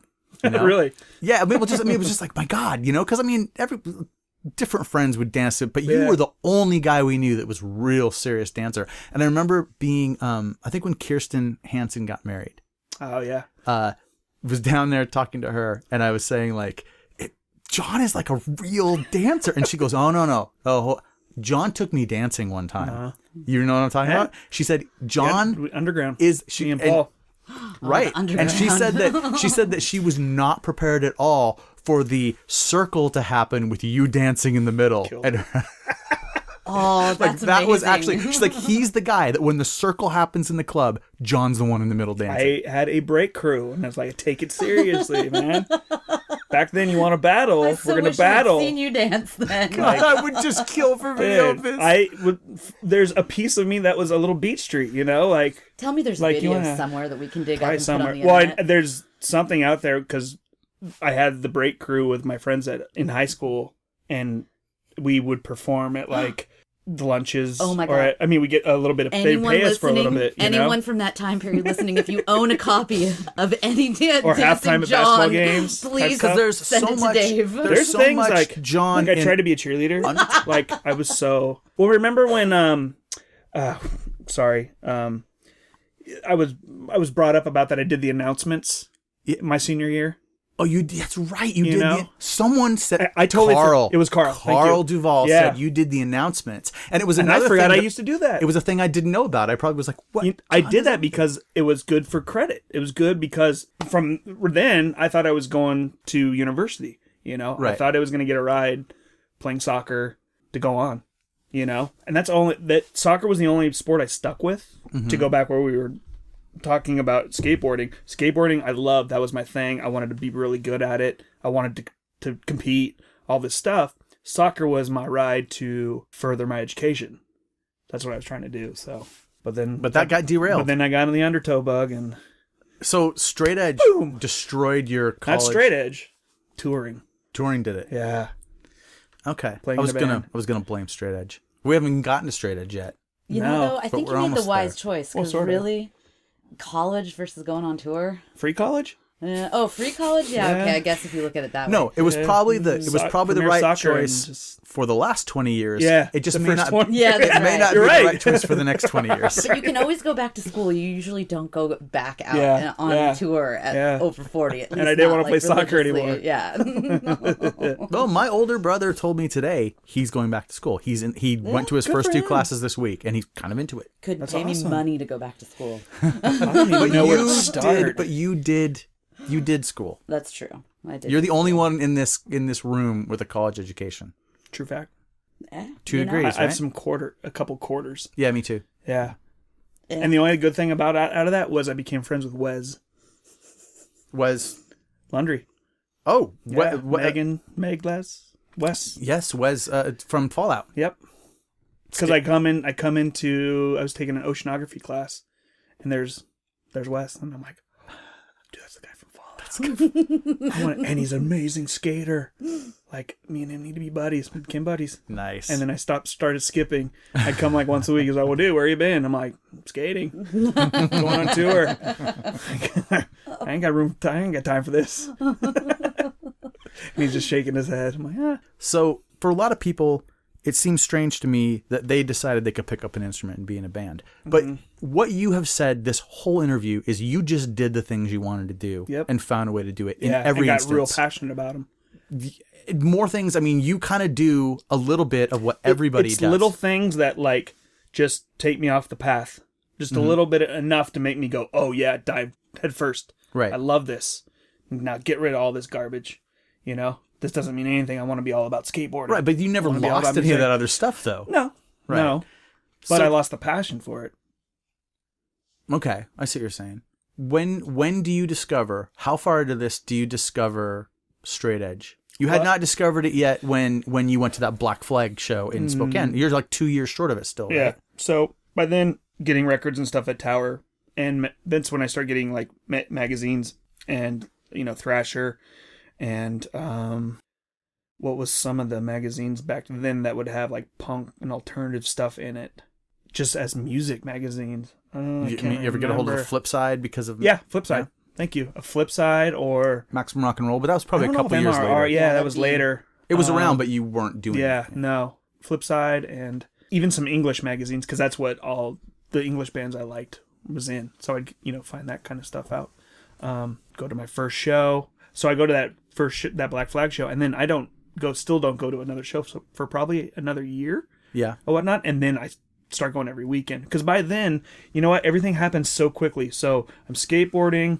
I have this, I have my neighborhood friend Dave that's into a lot of the same things I am. And then, Eric kind of comes into the picture just because he's the punk rock guy in the Valley. Like, because I haven't made that transition of like looking like a skater so much, but I got the Tony Hawk hair and that's as close as it comes. I'm still like wearing whatever, my parents buy me, Because how old are you at this time? This is like 8th grade into 9th grade type thing.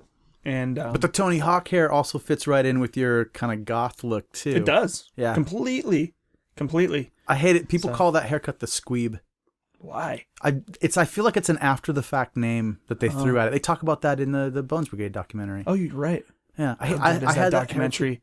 Dude, I cried. I want to cry kind of thinking Oh, about Lance and Rodney. But they all cry for the most part in the documentary. Oh, man, Tommy. It's a great documentary. So good. Bones Brigade, I guess it's just called an autobiography. I guess so. Yeah, Clay and I drove to Tacoma to see it at some little theater.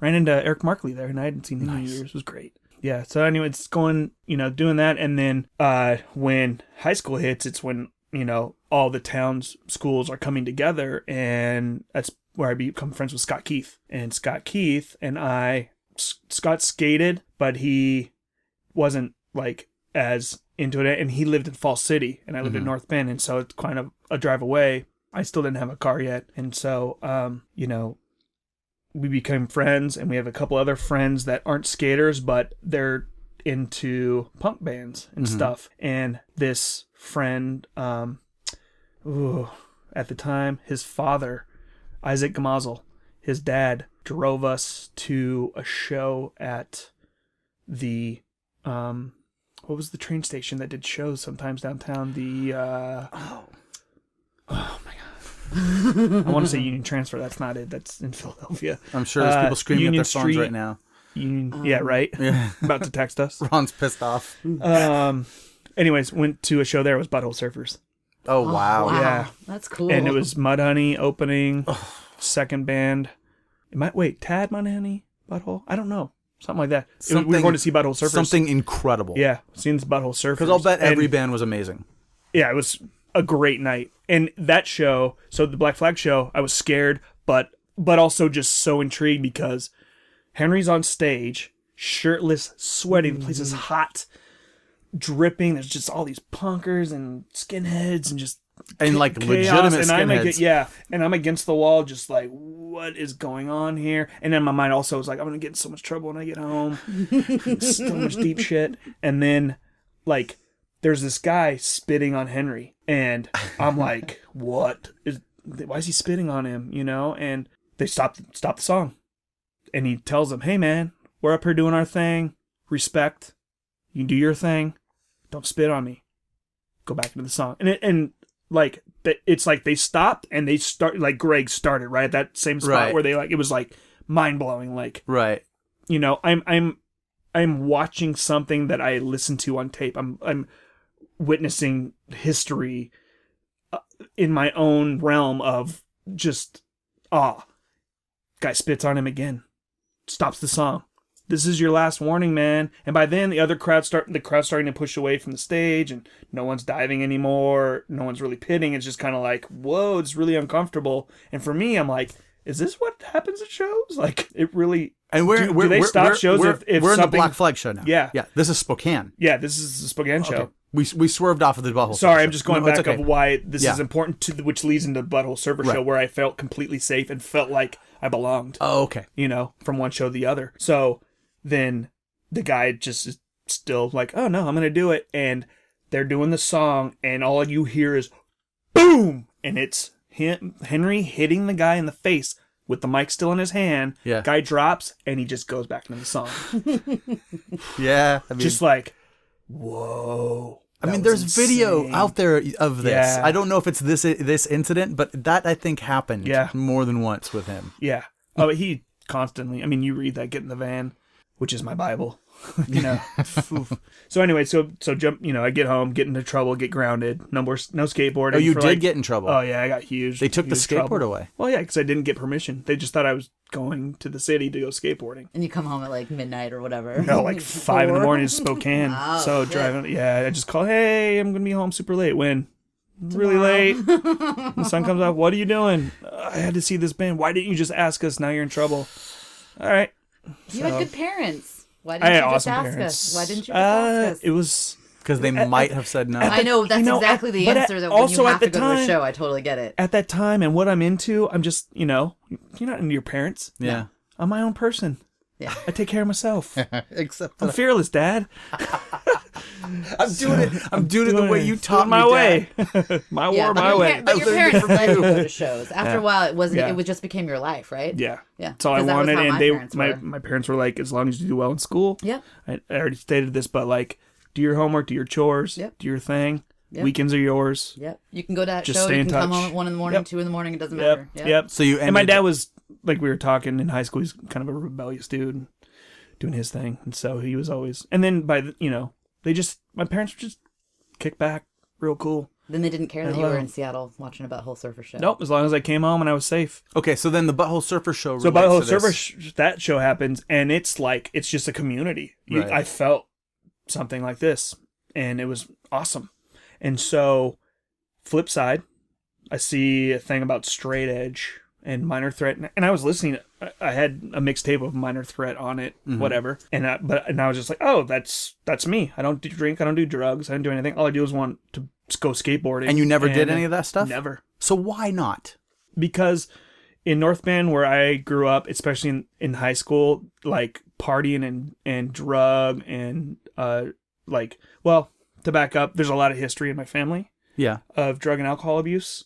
And so at a young age, just witnessing some of that around me, and witnessing my mom kind of going through what she had to deal with, and just basically telling family like, hey, you're not going to see my kids, and this isn't going to be around unless you guys straighten up. Right. And, you know, that's how it was. And that's kind of an early sensation of that type of world. Sure. Came around. And then so getting into junior high, I don't know of anything about that. I don't hang out with kids that party.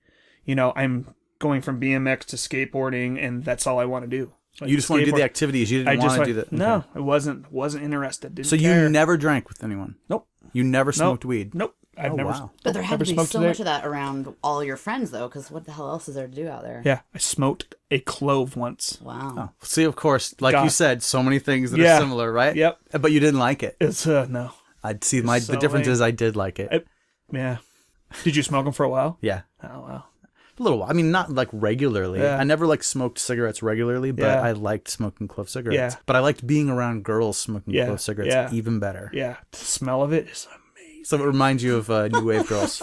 Totally. The best. Totally. Big hair, Big hair. dark clothes. Yes. Trench coat. Oh, God. Fluvog. Blue Boots, shoes. elf boot Absolutely. shoes. Heather from Issaquah. Oh my gosh. I don't know girl. if Sherry Lancaster listens to this podcast, but she's in some of this. I mean, Yeah. she's in at least the show with Ad Odds and First Step at the storage unit in Yeah. Bellingham. Were you at that show? Brotherhood came up with Feeding the Cause. Nope. I don't know if you were there. Okay. No. All right. So maybe you were never at the show with her, but you might remember No. who she was. Yeah. Yeah. She smoked regular cigarettes too, Yeah. but she'd smoke a clove here and there. But so I didn't do any of that stuff, and I wasn't, I didn't know that straight edge was a title or what people were. Yeah. I just knew it was a song, and there was these bands and guys and girls that played music that didn't do any of that, didn't want to party, didn't want to be associated with that. And so with me, I'm like, I'm going to these, start going to shows a lot, and all I see is just, basically a party at a show. And I really didn't get it. I'm like, well, you guys are acting exactly like the people that pick on me at school. So why are you doing this? I don't want to partake in that because I don't want to be like them. Mm-hmm. I'm in this because I want to be like so against the grain, And so going to shows for the next year or two, I don't even know where we are in order of things or whatnot. So anyways, skateboarding, well, you said in Bellevue, saw a flyer. You said December 2nd, 1986 is Yeah. your straight edge. That's the day. Yeah. So that's going to make you between 14 and 15. Mm-hmm. Or turning 15. Yep. Okay. Come December. Yeah. Yeah. It's come second, a so week later. 5 days later. Oh, yeah. So 6 days later, you're December 8th. Yeah. Okay. So going to shows whenever I can, either with Eric. Scott hadn't had a car yet, because once Scott got a car, even weekdays, my parents were like, you can go, stay in touch. We want a phone call at 10. Yeah. And we want a phone call when you're leaving. And some of those shows were just going across the water. So it was just like sketch. But we'd go to Tacoma to the community When you say center. going across the water, you mean coming across Lake Washington to Seattle, or going across the to ferry. Bremerton? To The ferry to Bremerton. Bremerton. Yep. Two different bodies of water Yep. that we have to negotiate here in the Northwest. Yep. Shows at the Underground. 7 Seconds played there. But I like seeing Circle Jerks in Tacoma. Didn't you? Circle Jerks 7 Seconds? It was Circle Jerks, 7 Seconds, SGM, and Alphabet Swill. Oh my God, how do you remember the opener? That's just how I do. Nice. I think Alphabet. You were at that show? Yeah, So was I. with Bill Baker. Bill Baker got beat up by skinheads at that show. That's the one where he talks about in his episode. Yeah. I was at that show too. It was fantastic. Fantastic. I loved every band. I didn't really love the Alphabet Swill stuff so much because I was just waiting. But That was SGM my first pit. was that show? When Circle Jerks played Wild in the Streets. It's so good. Wow. I was so excited because it's skateboarding to me. Mm-hmm. Whew, man. So great. Totally fantastic. So Alphabet Swill had some connection to seaweed. I've never been Really? able to complete. There's not a lot of information out there about them, but they're connected somehow in a family tree to seaweed. Wow. Yeah. We saw them. We did. They opened. Crazy. But Probably it's like weird. Clint in the band. It's so weird that Clint's you guys brother. were both at the same show, and that the world back then was so small. Yeah. Yeah, we could. Well, Yeah. that was a huge show. Yeah. It was Like it was. Yeah, but it might have been a This huge was- show. But how many young, like 14 or 15, 16 A year old lot. boys were there? Yeah, A this lot. wasn't like going to the party hall. No, This I was know like going that. to the Fugazi show at Lake City Yeah. hall, a little smaller than that, but That show, man. that show was awesome. Yeah, but even then I was a little kid or Yeah. felt like it in that crowd of people. Yeah, but I don't remember meeting you there, but we could have. No. We probably, we could have. we may bumped have shoulders. seen each other. There Yeah, you go. something. I mean, that show was huge. That was Circle Jerks and 7 Seconds at their peaks. It was just 7 seconds before after ourselves. praise, before ourselves. Yeah. And the live 1+1 album came out Yeah. just after that or just And before that. Kev had long hair.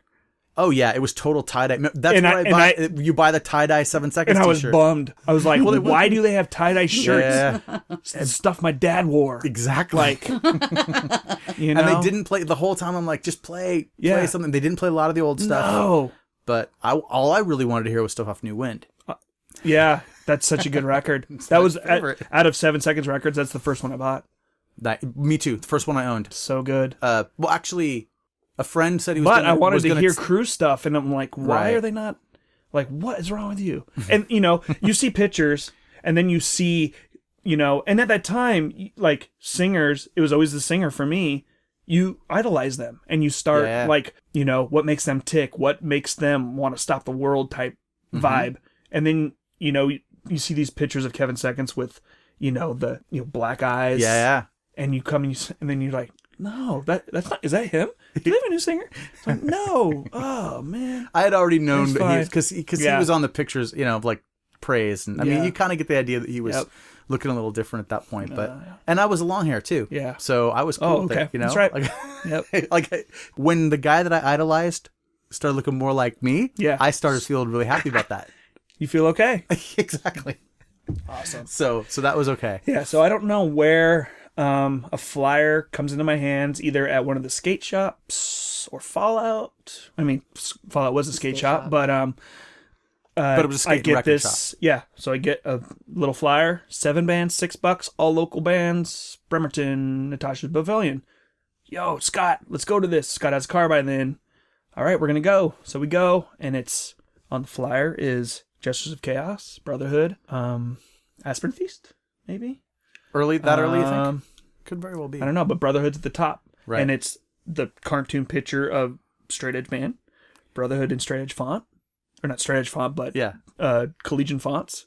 Ooh, what is this? Okay, this is going to be fun. It's going to be all local bands. I'm really excited because really I don't know about a local scene type stuff. I'm just going to shows and there's the opening band and I'm not really paying attention to like where they're from. And I'm like, oh, actually I'm seeing bands that, that are from the area, Yeah. And I'd seen The Accused a couple times already and was like mind blown away because it's like, whoa, this is punk on 45, which is, it's so fast and insane and it's so great and the shows are so fun. So we go there, having a good time, Brother sets up and they're like, they just look different. They're not like punk kids. And definitely I don't look like a punk kid. By then I'm just wearing skate clothes. I have my skater hair, whatnot.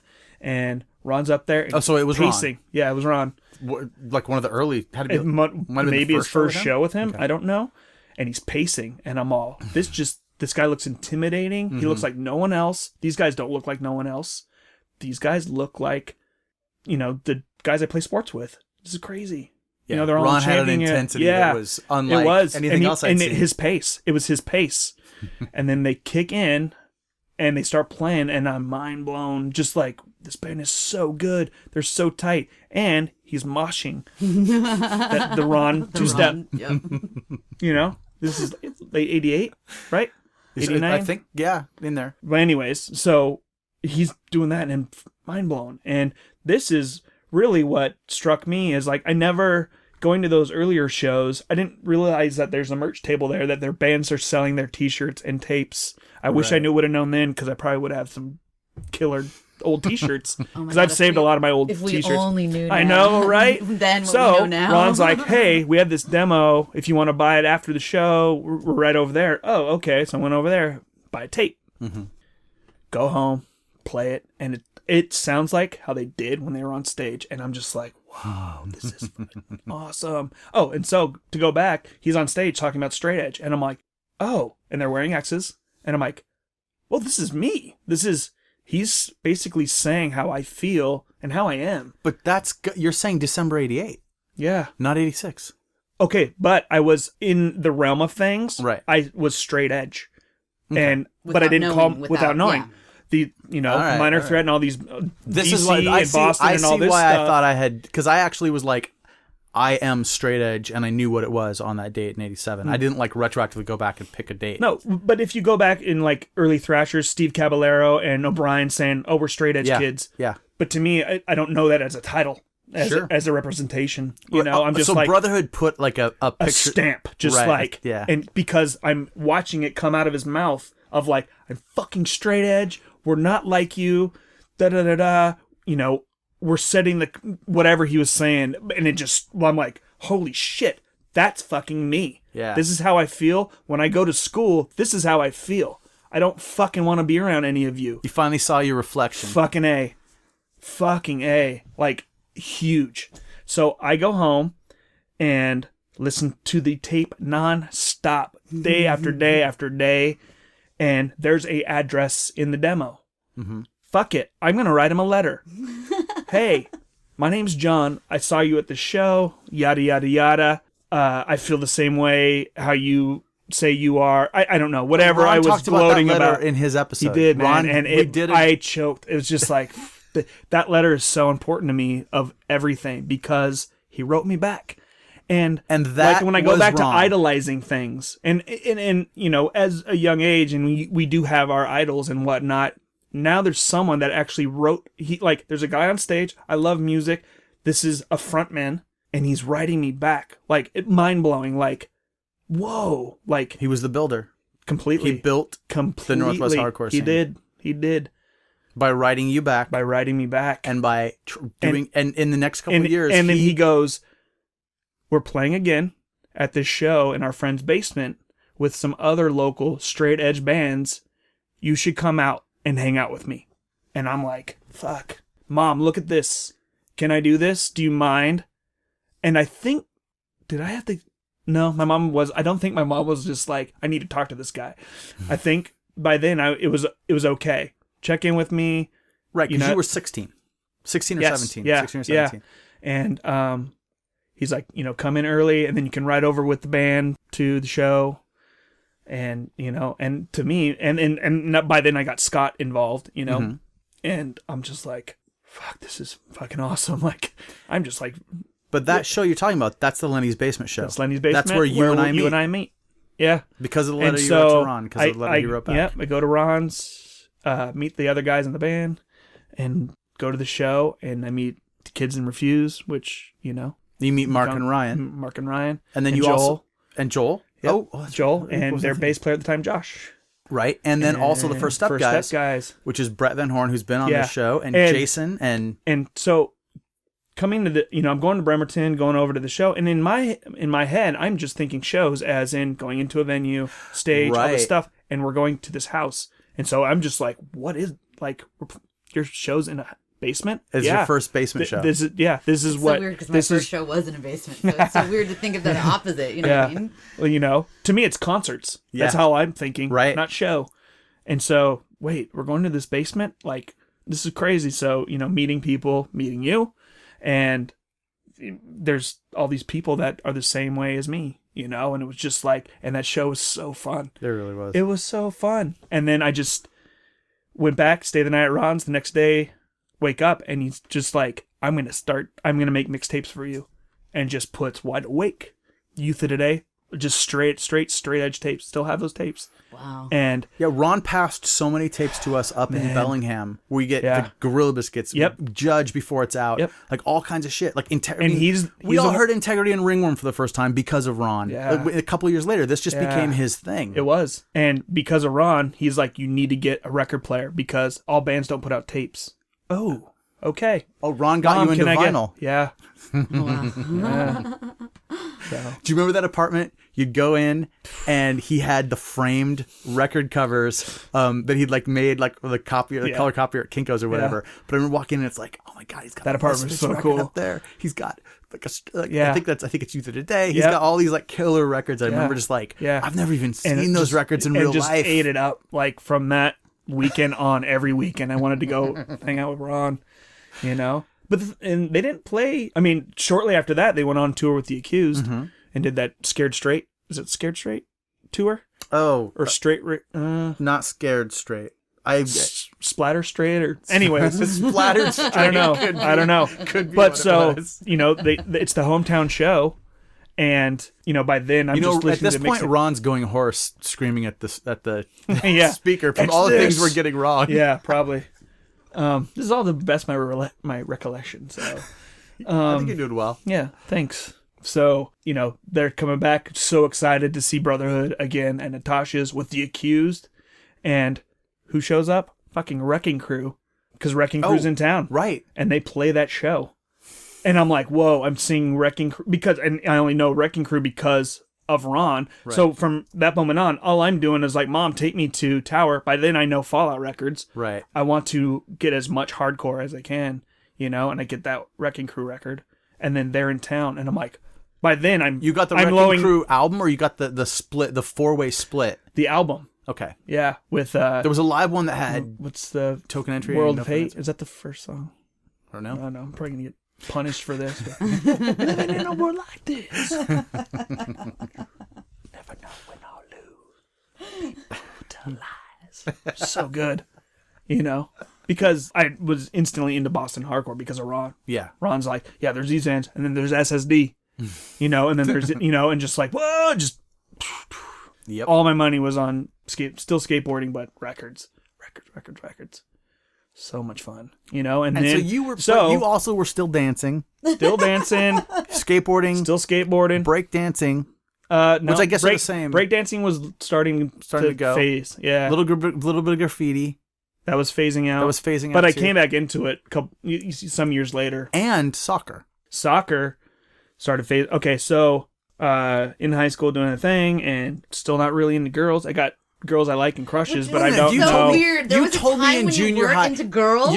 Hold on a minute. Am I busted? You had some high school girl shenanigans, didn't you? High school? Yeah. Yeah, but not like my first girlfriend was when I was a junior and she was a senior. It's a complete and John that's a girl. Hughes That's a girl film. I know.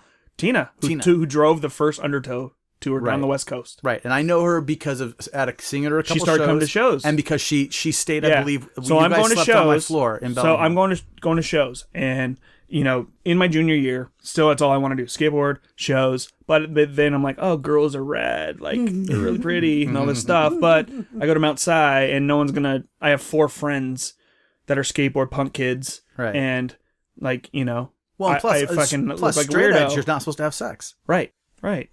And so, Did you ever actually? That was one of the first conversations. Did I believe in that part? The no sex part. Not no sex, but like monogamous sex. Yeah, Because absolutely. I was with my first girlfriend, Tina. I was with for almost 4 years. Right, but at no point. So and then, so there was never then one. I crushed. There was never 1 minute when I reasonably thought that straight edge meant you weren't supposed to have sex with anybody at all. I literally thought it was just about responsibility.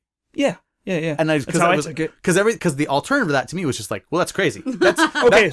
None of that makes any sense. So this sense. is saying, and if Lizzie ever hears it, because I always give her crap about it, you watch Another State of Mind, and this is where that's a little bit too of like where straight edge for me before I meet Ron. Right. I see Another State of Mind on night flights. Absolutely. And me so too. I see that, and also Mike Ness was a huge influence on me with hair and makeup type thing, because that's he had that androgynous type vibe to him and whatnot. Because I love social. He likes to wear mascara and maybe makes him look. He makes like he's been crying. So cool. Coolest man on the planet. Honestly, like I hear whatever that you he's want to say, a dick, but whatever. Whatever you want to say, that scene where he's talking about putting on the eyeliner in Another State of Mind is one of the greatest things. It's out so there. great, so great. That movie is so fucking good. Yeah, you rocked that's another great. So well as well. Thanks, you did. Thanks. You can thank Freddie Mercury later. Yeah, it all goes comes back from to Freddie. Mercury. First record I owned. So, but anyways, you didn't do any of that until HIMSA. True. That's just weird. True. Somehow you God, yeah, because you were, for me, so in my mind, I still picture you sometimes with a pompadour. I do. Yeah. That was your look for a long time. You held that one for a good long time. I liked that hair. You held on to it through. But it also filming goes Edge of back to my Quarrel. mom. My mom was a beautician, It's always hair and makeup around the house type stuff. And So she would do your makeup? I did dabble in my mom's makeup probably sometime here and there and whatnot. Nice. I would eyeliner and stuff I would wear it to school, but I wouldn't leave the house in it. You know, I would, You put it on at school, on to school and whatnot. And then, you know, freshman year, the fucking asshole that always picked on me. Well, when Soto was talking about Hendrickson. Naming names. Oh, I will. I got revenge. Oh, we're gonna have to hear that story. But so when Soto was talking about putting on the makeup at school, yeah, you must have related to that. Oh, completely. It's in Soto's episode. It wasn't dramatic. It was just some eyeliner, and I still had skater hair, and it was just me trying to find me. Sure, you know? I'm still trying to find me. Let's talk about this revenge. Oh yeah, so freshman year, I am who I am, doing my thing, and there's this hick cowboy redneck guy, Tom Hendrickson, just started in on me, and it's back then, you know, hazing on freshman kids, and growing up in a small town. It was normal. Yeah, it was normal. Yeah. And so he just would lay into me, zip tie my hands, put me under, because in the senior hallway, there was these benches.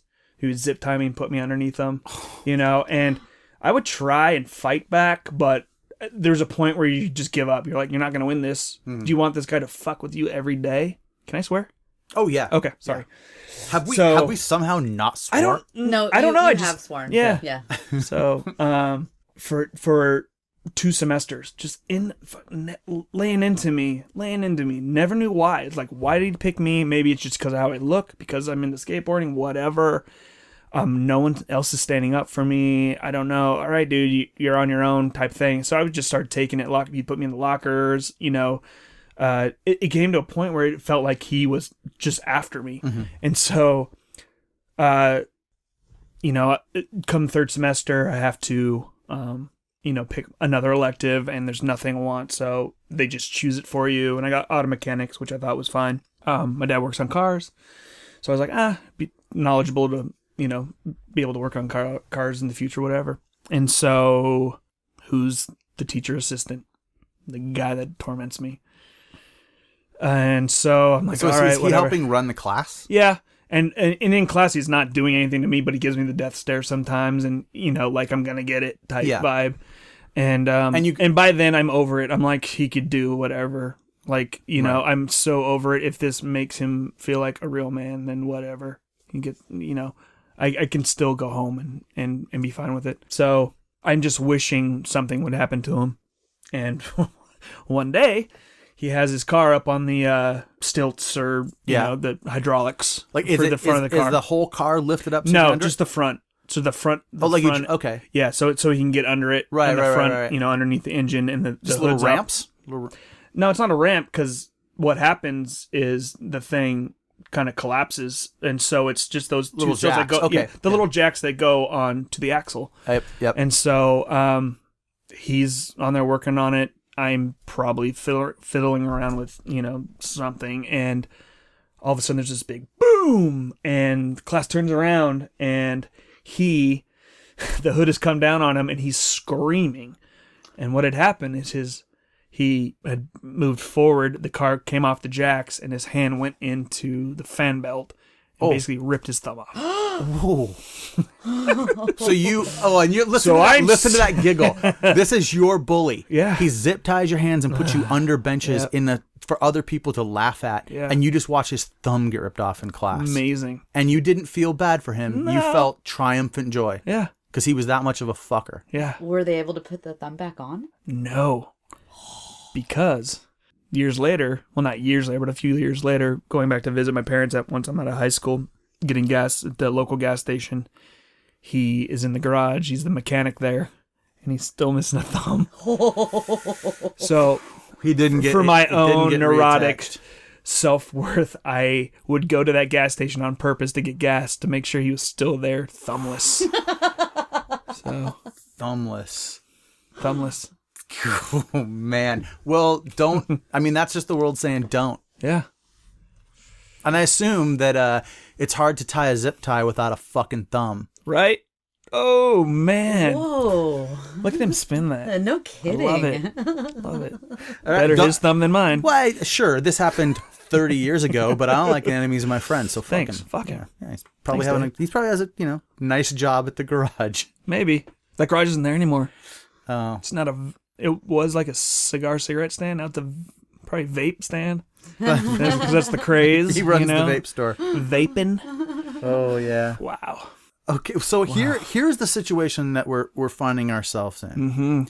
We are way into this podcast, and we haven't even. We jump around a lot. I'm sorry. No, it's totally fine. But if we continued with all the things that I know that we have to talk about. We're up to Ron. You and I just met. Normally, this would be about the middle point of the podcast, maybe 2/3 of the way through. Yeah. You are definitely going to need to come back and do another episode with me. It would be my pleasure. And we'll do one where it's like... favorite non-wrestling podcast. Non-wrestling podcast? Non-wrestling. You listen to a lot of wrestling podcasts. A lot of wrestling podcasts. Art of Wrestling, Colt Cabana. That's so good. One. That's my favorite. Colt Cabana, I think I've heard... Have I heard Colt Cabana on He was Maron's? on Mark Maron's, yep. On his show, and I believe on... The wrestlers that have been on Maron's show have been fantastic. CM Punk. Best in the world. Great. He has a podcast too? No. He does not. He is currently training to have a fight in the UFC. He walked away from wrestling.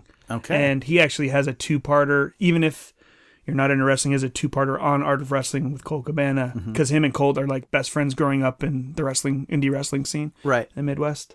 Like backyard wrestling, that crazy backyard wrestling. That's how they started. Yeah. And then they got into indie wrestling in the Midwest and East Coast is huge. It never stopped. Even when WWE took over the territories, it's still huge. I know it's so weird in my wrestling knowledge. Cool. Listen, but I love it. It's another thing. Actually, that falls into another huge passion of mine, of my dad being a cable man, because remember we touched earlier about the little dial knob. If you went between two numbers, you could get another channel, and that's where I saw NWA wrestling. You saw wrestling for Dusty the first Rhodes, time. So I used to watch it when American it was Dream. Like I used to like the guy who would eat the turnbuckles, and he had the green tongue. George the Animal Steel. Steel. Amazing. You know he was a school teacher? Fantastic. That's how you learn about stuff. Wait a minute. Did they base the Blob and Billy Madison on George the Animal Steel? Possibly. Because he's a school teacher Yeah. and a wrestler. Yeah. Oh my god, I think this is where I'm gonna live. All right, we're going to talk a little bit more. We're not going to totally shut it down. So good to quite see yet. you. Thanks for visiting. I love you. I love you too. Oh, and I'll tell you a little secret. Right what's before that? Dave and I started dating, I had the biggest crush on you. What? See, it's future true. wife? Yep. Well, I the did. crush is the same. There were a lot of crushes going around at the I time. love her. I love you. I do. I definitely. Gosh, you're a lucky man. I swooped in somehow. I did. And it wasn't before really, any of us. and that got wasn't to her. really my thing. You kind of had a reputation back then. I was a scumbag. Yeah, you kind of had a reputation. What can you do? Wait, let's talk about And this, because Jake- and this is I only a think it was couple Jake years out of high Snyder. school. We're not even into Undertow yet. No. We're not even into my first girlfriend yet. How can we think it go was- I think it from was- like my bully to me being a scumbag? It's horrible. Well, just because I said segued from pro wrestling talk. Well, I gave just you you were kind of a confidence. player. That I was always it. had confidence. Yeah. Yeah, you were. I don't and know you were just where. intimidating. I think my dad just gave me confidence. I was intimidating. A little bit for I've heard that before, but I don't. because you had girls. I heard hitting I'm an all over asshole. you. I never heard. I a never lot. thought that you were an asshole or anything like that. But I remember Jake Snyder. Well, good Jake. Oh, yeah. Jake Snyder. Hi, Jake. What about Jake Snyder? What you say? He said something. I can't remember the word. That guy's a exactly, scumbag. But something that I'm sure that actually Jake said, but he decided to tell me John said it. That John liked my boobs and that I should go out on a date with him, and that just freaked me out really bad. Probably totally said that. Right, but that's what Jake said to me about I know you. now that I know that that's what Jake said. Because I confided assumed that in Jake was saying Jake. that to Yeah. me One of just the to first talk about my people that I boobs with talked me. to, one of the first people that I talked to about Michaelanne was Jake Snyder. Right. And he was like, "She's that very chesty girl." Yeah. And that's a lot more creepy than me going like, I like your boobs. But bear in 'Cause I mind, like though, boobs. Jake has a style of speaking that is if you've heard him on Jake any just podcast, has a style. absolutely. Let's put But he that. also speaks kind of slowly, and he like it's like he chooses a word and then says it like he's savoring it a little bit. And that was definitely He's a poet. yeah. But it didn't. I was like, oh yeah. I don't think I said dibs, but I said something like that. Like he was like, I thought about her. Can't dibs a girl. Oh, guys do it all the Within time. friends, yeah. You know? Yeah, but you scared me, or else I might Michaelanne, have, like, you're you know, right. You flirted can't at least. dibs a girl. You can't dibs a girl. It has no effect on what the girl decides. No. But amongst a group of friends, they may have a set of rules about SAR first. It's true, and there were so few of us. There were so very few of us. Very few. Yeah. So, yeah. And in that world, I really try to not have or date someone in that. Yeah. Because it messes stuff up if it doesn't go right. Yeah. I guess so. Because all the girls were either literally like attached to a band or whatever, like they were all friends with each other already. And so, and back then there wasn't a whole lot of, there was not a whole lot of us. So like the straight edge kids were friends with the non-straight edge kids. But it was so important that you girls were there, you women. Skaters. Oh yeah. And I think that's what a part of it too was, because that's like, starting and building in that community, and we were all, everyone knew each other, and it was so important because there was nothing else around us. Nope. So, I'm speaking for myself to dabble in that, like to cross those kind of boundaries of like trying to date someone, because I doing those things, I always looked past of like, who can this hurt? How would I hurt this person because of me and my issues of, monogamy or, being with one person type thing. Like that was always a huge trouble with me. Mm-hmm. So I never wanted to dabble or so you dabbled in other streams. Oh yeah. Just outside the scene. Just dabbled. Just dabbled. A taste. You couldn't pollute the home waters. No, didn't. No. Okay. Yeah. No. Why do that? No, because some people did, and look what happened. Oh, God. Man. Think of all of the stories. There was stuff. Yeah, there was stuff. There was some stuff. Yeah. But you know what? Some great relationships came out of that. You guys? Some great relationships came out of it, and I bet some great songs came out of it, too. There's nothing like pain to make art. Man. True. Great songs. Yeah, it's true. Okay, I'm going to leave you guys to finish up. All right. Now that I've made love that confession. Mean it. Love you, mean it. We better hang out soon. Yes. Okay. Bye-bye. Bye. Wow. All right, so basic. What? She's so hot. Oh, I know. I love it, man. I love it. Look, I've had a lot of setbacks and things that haven't exactly worked the way I wanted to in my life, but I have one big win that basically I always have to keep in mind when I wonder, how come I never win? It's like, because you only get so much good and so much bad. I already won the jackpot. What do I expect to win another lotto? Yep. So I think about that. That's cool. I think about it every day. Good. So good. Yeah. And then she always just barges in whenever I'm doing whatever. She's the boss. She's the boss. She owns everything. Yeah. Like, she got me these new headphones. She apparently doesn't hate what I'm doing because she got me some headphones for the podcast. Yeah. Nice. All right, so listen, here's the deal. We haven't even gotten up to you being in bands. Why you thought you could be in bands. Right. Because of Ron. Because Ron. So he was like, hey, you could play bass. He threw a bass at you? No. So actually, before that, the show where I meet you and everybody else at, within a short amount of time, I basically am because I have a car by then, I become Refuse, which later turns into Undertow. Right. I become their, I guess, roadie. Because Right. they're too young to drive. Right. So I would drive from North Bend to their houses, get them, and drive them to the shows. Like, I drove them to Spokane for Brotherhood and Better Off show. Right. And another First Step. show.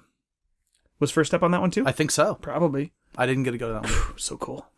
So fun. My second time to Spokane. It's the show that the pictures on the Better Off 7-inch. Yes. Okay, Bill Baker's in all those photos. Really? Yeah.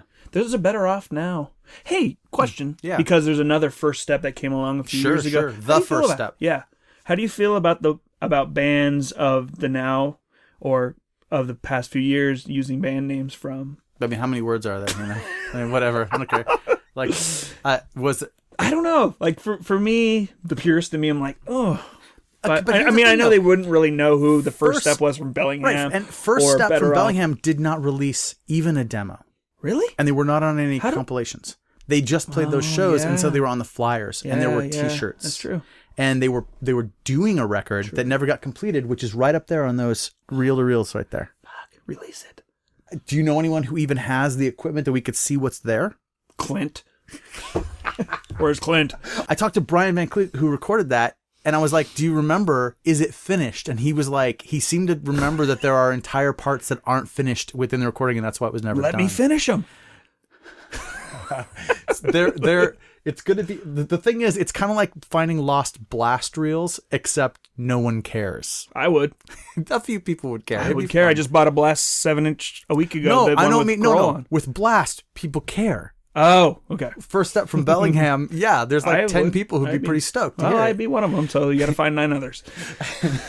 I would love to really find Dave Longstreth or Logan from First Step, because he was on Facebook a few years ago. Really? I've lost touch with him again, and he needs to be sitting where you're sitting so we can do some talking. So good. So Logan, if you're out there listening, man, get in touch. Get in. I'll come pick you up.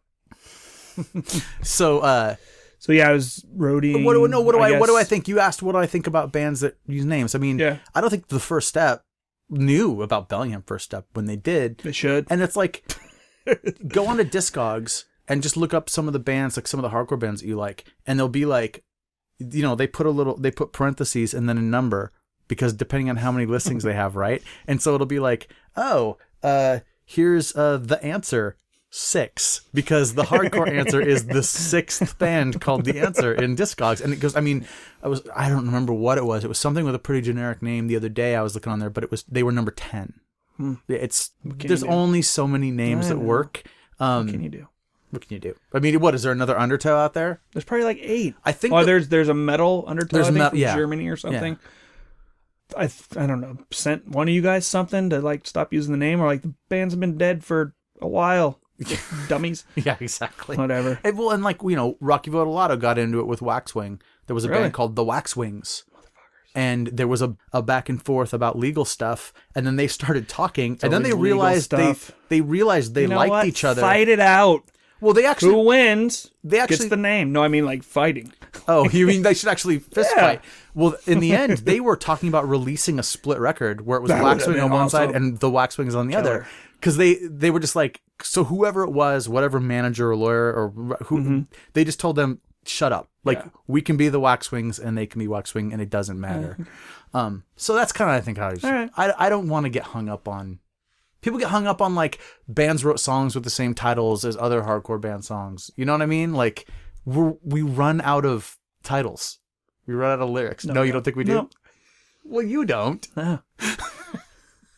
Is there a band out there called Look Before You Leap? There you go. I think there is. Is there? Are you in a band called Look Before You Leap? No, but it was a Refuse song. I talked about the Look Before You Leap song on the phone with someone yesterday. That's really? Right, yeah. Refuse demo. The Refuse demo so great. Played. I have 4. That's awesome. Yeah. I got it. My friend got it, and we listened to it. I went, I don't know if I like that. Oh, I loved it. It wasn't until the 4-song Undertow They became demo. my second favorite band after Brotherhood. For me, because they were young. Well, it was cool. Yeah, and I was into it. I was into the idea. Yeah. I loved the Refuse sticker with the peanuts with like Charlie so Brown. Cool. I still have one. So great. I still got one stuck on something. And the somewhere. X-Refuse text. Absolutely. With blue font. But yep, Ron and his blue fucking Mark Kinko's printing. So great. So listen. Yeah. Once Refuse became Undertow, that was when it really, for me, and I saw it was cool because it was that I talked about this quite a bit. I just talked about this in the interview thing that I did the other day. When you see that band that you thought wasn't good, and you see that show where the couple new songs get played and those old songs get played a little better and the crowd responds a little bit more, and you see the look on people's faces where they're like, oh, and the band feels that little bit of positive energy and just gets like that is something I love. Yeah. And it only happens for a little while. Yeah. You know? And then, because then the next time you see that band 2 weeks later or whatever, and the demo came out because they sold the demo at this show, now 10 kids know the words to their favorite song. And now there's going to be a sing-along. So great. So I got to see that with Undertow. And then you were providing a lot of action shot photo opportunities, right? Because you're jumping around with that bass like a lunatic. Yeah. So that was it. Then it was like, oh, from Ron. Ron gave me the bass. And this band now looks good in a zine. Yeah. Right? I don't know. So, but well, I remember Josh got kicked out, and then it was like, oh, let John play bass. I don't know how to play. Here's a bass. Play it. Okay. And what so do you just... where do the notes? Where do I put my fingers? Yeah. How do I put this on? It worked, though. Yeah, Mark just showed me. Put your finger here, put your finger there. And wrote, like, made me notes. Yeah. And it took off from there. And It's great. You play with Party Hall? Party Hall. Well, I think the first show that I played was an accident. We just had if I remember right, it was in Olympia at some little thing, and it was Head First had come up. Oh, yeah. And I think it was supposed to be Head First, and was it Galleon's Lap? I don't know. And we were all there, and they're like, well, Undertow's here. Or, sorry. Well, yeah, I guess it was. Head First was selling those killer T-shirts with the scarecrow face on it, and they had dipped blue T-shirts into purple because we were playing the Seattle show with them the next night, but we were all there, and we ended up playing. So, and I think I had only known 4 songs. Yeah. Then, but at those standards, it was fine at that time. 4 songs was enough. 4 songs is all you wanted to hear. And, to this day, 4 songs is all I want to hear from a band set. Even some of the bands I've played in, I'm like, do we have to play more than 4 songs?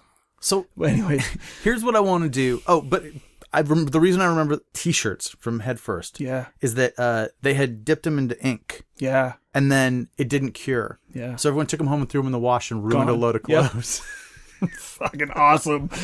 Thanks. And then the shirts were just blue. Yeah. Like, it was like, wait, these aren't two-tone killer. Yeah. But it was a great looking idea at the time. Yeah. And that's when they came up and they weren't really playing the 7-inch songs anymore. And we're just like, they weren't we're over that. Like, no! Like, because those you're Orange County straight edge band. What happened now? Like, you're trying to be like 7 seconds changing. Except 7 seconds did it well. Or Uniform Choice, or, Yeah. Like everybody who wants to make better music. Not me. There you go. That's awesome. So listen. So right now we are entering your musical career. You just talked about you got the bass career on.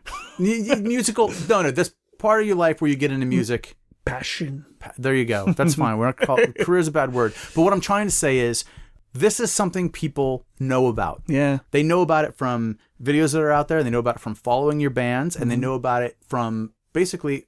That's how people know who you are. Why people maybe that tuned into this podcast to hear what you had to say. Mm-hmm. So to me, it's not that that's the least interesting part of what the interview would be, but you and I could spend a lot of time, and I think we should, talking about each of those bands and where you were in your life and where you went. And it's a whole nother podcast. So I want to invite you back to do another podcast. Okay. So I want to jump past it. Sure. And I want to talk about what you've been doing since the end of HIMSA. Because HIMSA was probably the last big project that was taking you out on tour and you were living music. Yeah. So when does HIMSA end and what are you doing since? Oh, and you've been talking about straight edge this whole time. You're still straight edge. Fuck yeah. I am fucking straight edge. And I will fucking X up right now. we're just going to... And you know what? Leave some space on either side. You know what? A lot of friends that aren't anymore, and that's fine. That's cool. Yeah. But... if it wasn't for straight edge, I wouldn't have been able to live a most exciting fucking life that I've been able to do. Travel the world. I fucking met my current wife and have a child, all because of that. It might sound silly and stupid to a lot of people. Don't give a fuck. If it wasn't for that choice I made, none of this would have fallen into order. Clearly, it's not for everyone. No. But you know who it's for? And I don't want those people in it. There you go. But it's for me. And that's fine. And it's for you. Exactly. And there's something like, it's been a big deal for me that I've always had a couple people that I could count on. I wouldn't doubt for a second. Mm-hmm. You've always been one of those people. You too. I mean, thank you and you're welcome. Thank you. Because it's like a solid rock foundation thing. Is. And it's, people are like, why do you care? Well, mostly I don't, except for when I do, and then I care absolutely. Yeah. Yeah. Straight edge is fucking killer, man. It's fucking awesome. Look, I do another podcast with a guy who smokes copious amounts of weed. Tons. And he does it here before we record. Whoa. And that's fine. I am totally cool with that. But I'm straight edge, motherfucker. So that's right. I don't have a problem with what other people want to do. Don't fuck up your life. But this has been, if you're 15 years old and you're listening to this right now and you're like, God, should I make a decision that I will still be stoked about and adhering to when I'm 45 years old? Yep. But isn't it strange that, like, for you and I both, if we stopped being straight edge, and a lot of those people, a lot of our friends who always think of us as that, would be like, if you stopped, I'd be so bummed. But you're not straight edge, but it's about you. Like, why do you fucking care? Like, if you cared about it then, and certain for things, yourself, and then but if have after you ever got a while, those like don't you become like the corner store that's been there since your childhood, and the day it closes, you're just like, oh no, part of my life is gone now. yeah. When they closed the skating rink, Yeah. man. And I didn't even roller skate for 20 years, but somehow I'm bummed out. Yeah. In fact, Skate King just closed down. There you go. Or any of the This year. bowling alleys they bulldozed. Oh man, Pisses me off. piss me off. All right, not like sellouts. Nah, But I still love most of those guys. Come on. love all of them. I don't know if I can say all. But I most. don't think so. But most. Either. Come on. I lost touch. We try to be real. We try to be real friendly is. and happy on the show. But there's a couple people that can fuck off. Fucking Derek Harn. I love fucking Derek Harn. I can't wait to have him on the show. Oh, Ask it's him gonna about be. it. Dude, Derek will be so good. Yeah, it's gonna. He said he's gonna wait a little bit. If you guys want to know why we're laughing, it's partly because if you've been to the Nobody's Knows website, that Derek Harn put that together. He's on the masthead of people who are involved. I think I've got him down there as Big Fat Smart Bug. Rad. So yeah, he's our tech guru Yeah. here. Yeah. Derek. I was in HIMSA with Derek for many years. Derek was the only original member of HIMSA, and so. Yeah, Derek was my first roommate when I moved to Seattle. And he stopped being straight edge in HIMSA, so I got to actually witness it. Oh, I fucked with him so much. I'm so sorry, Derek. I still love you. By the way, reunion soon. Oh, Yeah, you'll hear it here second. You heard it here second. Wait, Well, you hear it because I posted the thing, but just when did you post the teased thing? You're on teasing. Instagram, like on Christmas. Oh, no, wait a minute. Now you're saying you want to get the band back together. No, we're practicing this month. Oh, you actually are. Yeah, we're Everyone's gonna do a involved. show. Yeah. Was this supposed to be a secret? Is he going to be like? No, but I mean, people were talking about it because we have to Exciting. find gear and find a practice place, and it's just gonna be fun. You're just going to play one show, or you think you're going to play some? One for sure. I mean, I don't want to tour. I don't want to really go anywhere. But you just you be know, willing if to do other it. guys wanted to do things, I wouldn't say no because it's not fair. You know, it was like with Undertow, we did a couple of those shows and it was so fun. It was such a good time. And then we did another one, you know, with Integrity, and that was because Lori, because we'd done stuff with Lori for so long and whatnot, and it was just because she was doing anniversary shows. And we were doing that, but we got offered a lot of things. I was just like, no, not into that. You probably got offered Europe. Yeah, Japan, stuff like that. Yeah. And it's like, you know, that wasn't why we wanted to play shows again. Sure. Play a couple shows. You just did it for the fun of it. Those were some of the greatest times, man. So good. All right. And I mean, go ahead. No. No, I was just going to say it was sparked off someone asking, like, hey, it was the Burning Fight thing Yeah. going on in Chicago. And we're like, yeah, we'll be a part of that. It's like 8 bands, and then it turned into like 50. And we're like, yeah, no. Sorry. It was special. But then, you know, Unbroken was doing their own, invited us to do it. And we're like, yeah, let's do it. It was so fun. Well, you just said you're going to do. There's going to be some more HIMSA coming, which is super cool. Yeah. What have you been doing since the end of HIMSA? Basically getting on with my the normal life that I've in the back of my Wait, getting on with your adult life? not adult normal. Oh, well, how do you do that? Because I'm Found flirting with the it. perfect partner Oh, to live out my days with and have that's a good. child, have Okay. a little boy. that sounds His name's you've got- Johnny. And I've wanted a kid since I was 20. I've always wanted to be a remember family you- man. Yeah, I remember you saying that. Always, always, always. And it's always been in the back of my head. Like, you know, once you're done playing in bands or touring or doing your thing, or and honestly living a selfish lifestyle. Yeah. Selfish, not in a negative way, but Yeah. I mean, going on tour and doing these things, there is some selfishness to it, you know? When it was really out of my system and like ready to settle, and settle mean, you know, get on with this part of my life. I've met the right person, and you know, my life's awesome. That's And then I've been- how old is your son? He's 3. He's 3. Yeah, so awesome. I can't wait to take him to a show. Do you? How old do you think he'll be? When he comes to a show, Yeah. he'll go to the HIMSA show for sure. Oh, he's going within the next year. Yeah, he'll go to that one for Some sure. earplugs. Yeah, we got the headset things for him. I see friends like that post that are still musicians and doing stuff, like Knutson and Jake and those guys, and seeing with their kids, and like those. It's just like, oh, it's so awesome. What a full circle of type, you know, of a next generation of things. Yeah, but so you got to get him on stage. So there needs to be a Exactly. HIMSA spin-off band that he sings for. Yeah. You know? Yeah. If my son chooses to he do may, that, if maybe he might, he'll want to do something totally different. he might want to be a dancer, and that'll be cool. Well, okay. So you pick dancer. Or an artist. Something you won't care about. Yeah, okay. Yeah, anything. He might want Anything he wants to do, I will help him get there. Yeah, but I do trying to want think him, about what I ends want up him to happening. He sing. might just want to work on cars. I'm trying to think of something that would be the thing that would fine. make you go, because that's kind of usually what happens, I think. I don't know.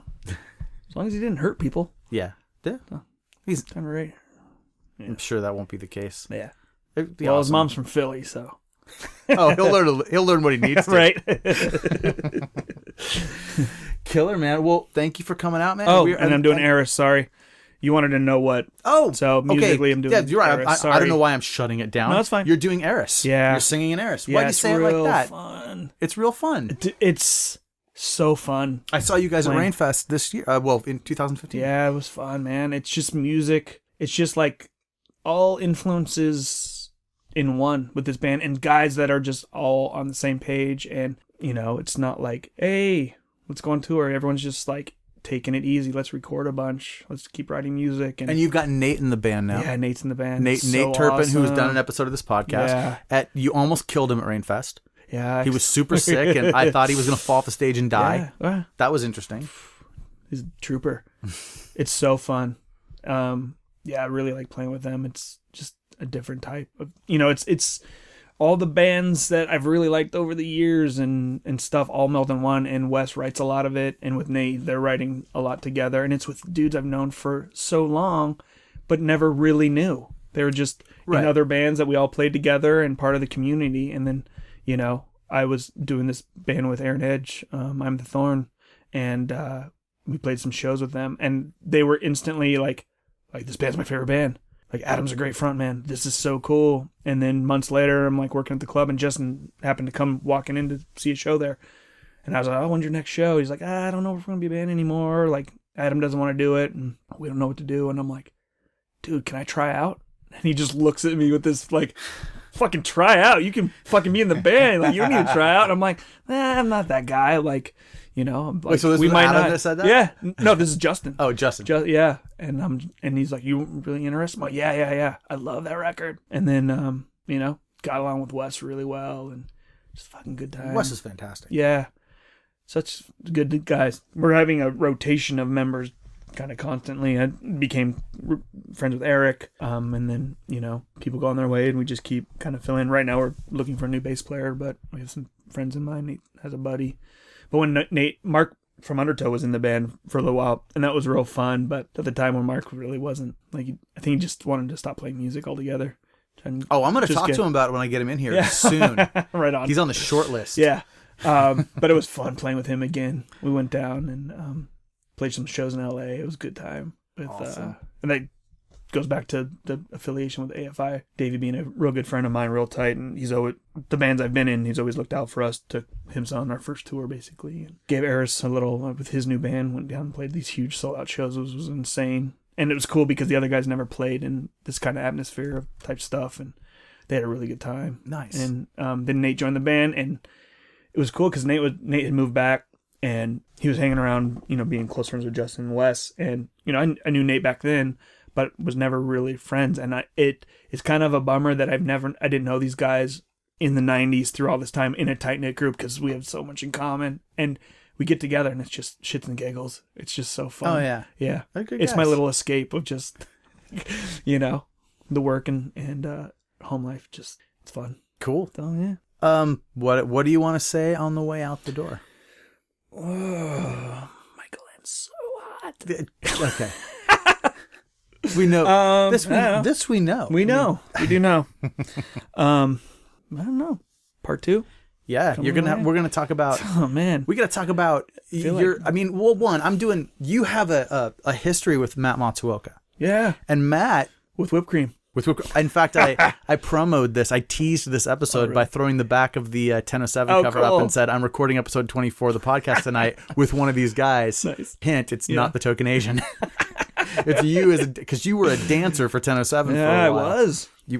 Dancing, and I saw him briefly. I was trying to think if he gave me any. sometimes with Matt, I don't always know what I'm supposed to take away. So I was hoping he was going to give me some gold, but I'm wondering if one of these days, on top of if I should get you out here, you should be a special guest on his podcast. Ooh, I'd love that. Because that might be kind of fun. Maybe, and I haven't seen Matt in...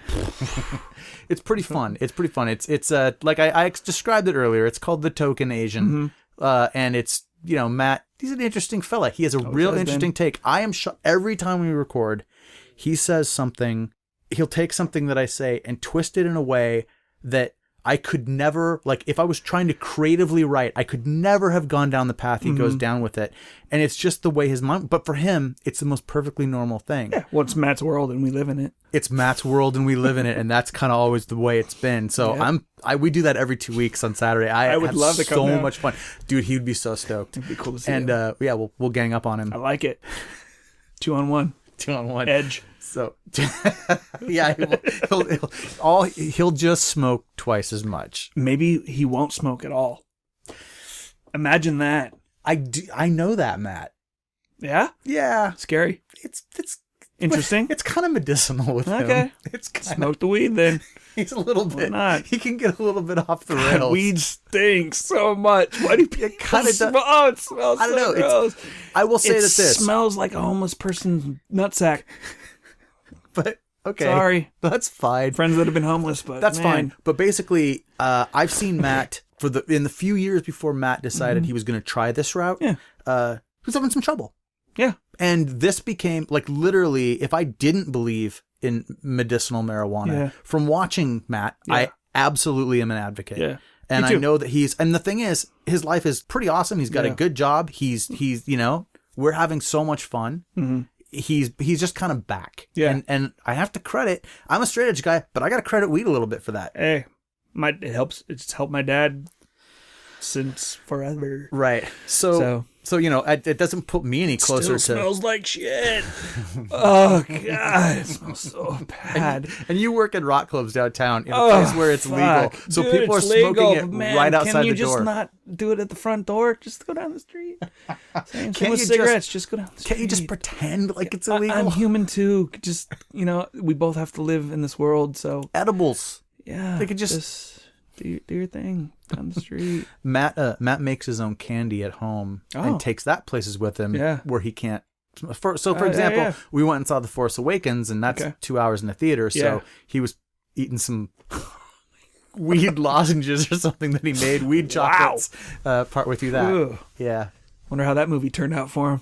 We did a whole episode about it. I will listen after I see the movie. Yesterday. Yes, we give it all away. Okay. We spoil the whole thing. So definitely listen to it. But that's episode 5 of The Token Asian. Let's get some plugs in before the end of the episode here. Yeah. Hey, if someone wants to get in touch with you. Don't. You don't have much of a social media presence. No. Not at all? You're not on Facebook? No. I have an Instagram thing, but it's like, I like to see what's going on in friends' lives and friends that... So you have Instagram? Yeah. But you're not on Twitter? You're not on email for anyone? I'm on Twitter specifically for finding out pro wrestling news. So if someone had I follow to get wrestlers in touch and with stuff. you, they could send you a tweet.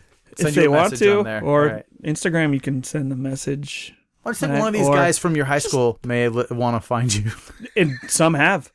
Okay. Some have. Yeah, I'll do that. And the thing, like, some high school, like, when Undertow, like, playing some of those Redmond shows, like, high school friends would come out and whatnot, but they had nothing to do with... You're talking about, like, 94. Yeah.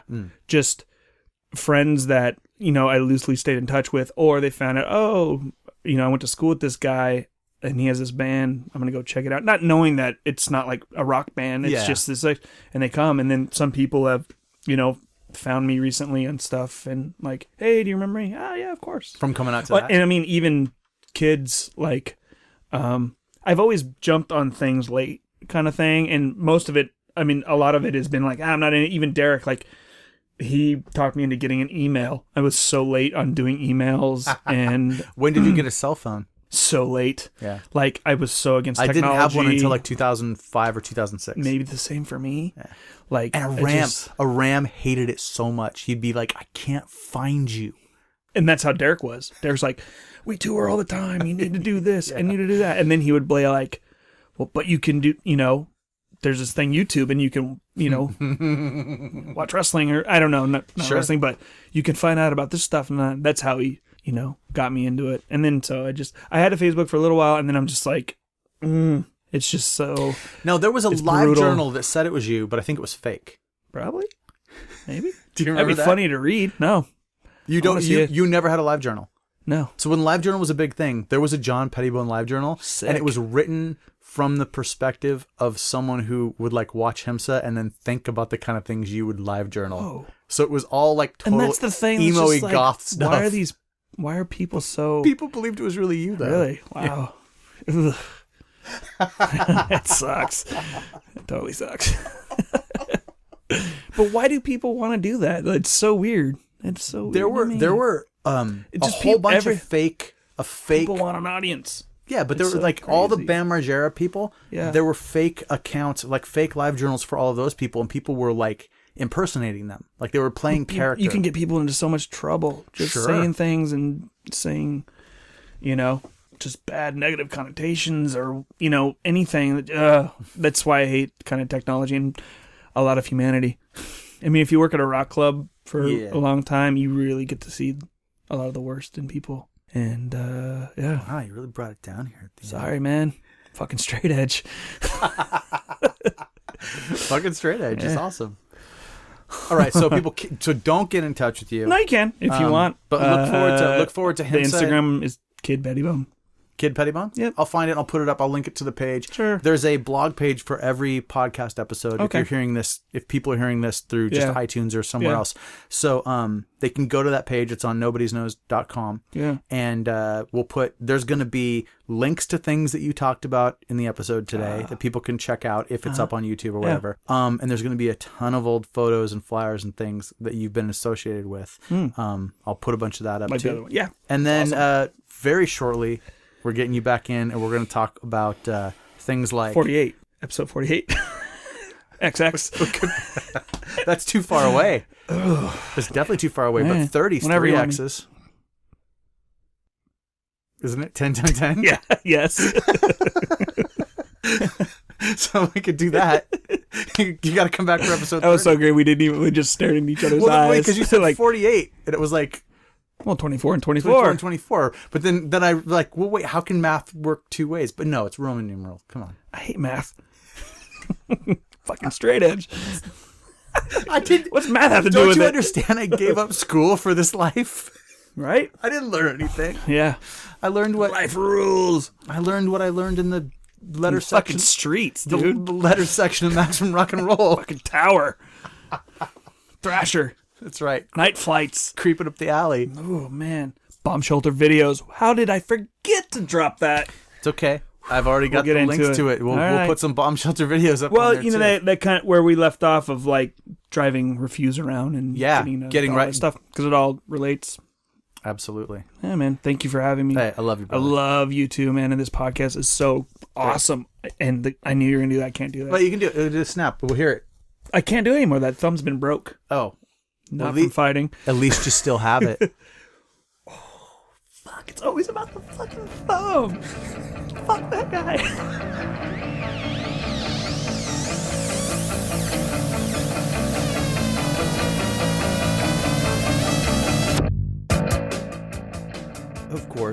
Of course, we couldn't get through everything we needed to get through in one episode. Well, I am going to try to have John back for probably episode 30. That sounds, I think, what we decided on, but we'll see. We'll see how schedules work out. It's going to happen, though. There's so much more for us to talk about, so many more things that we didn't even get a touch on.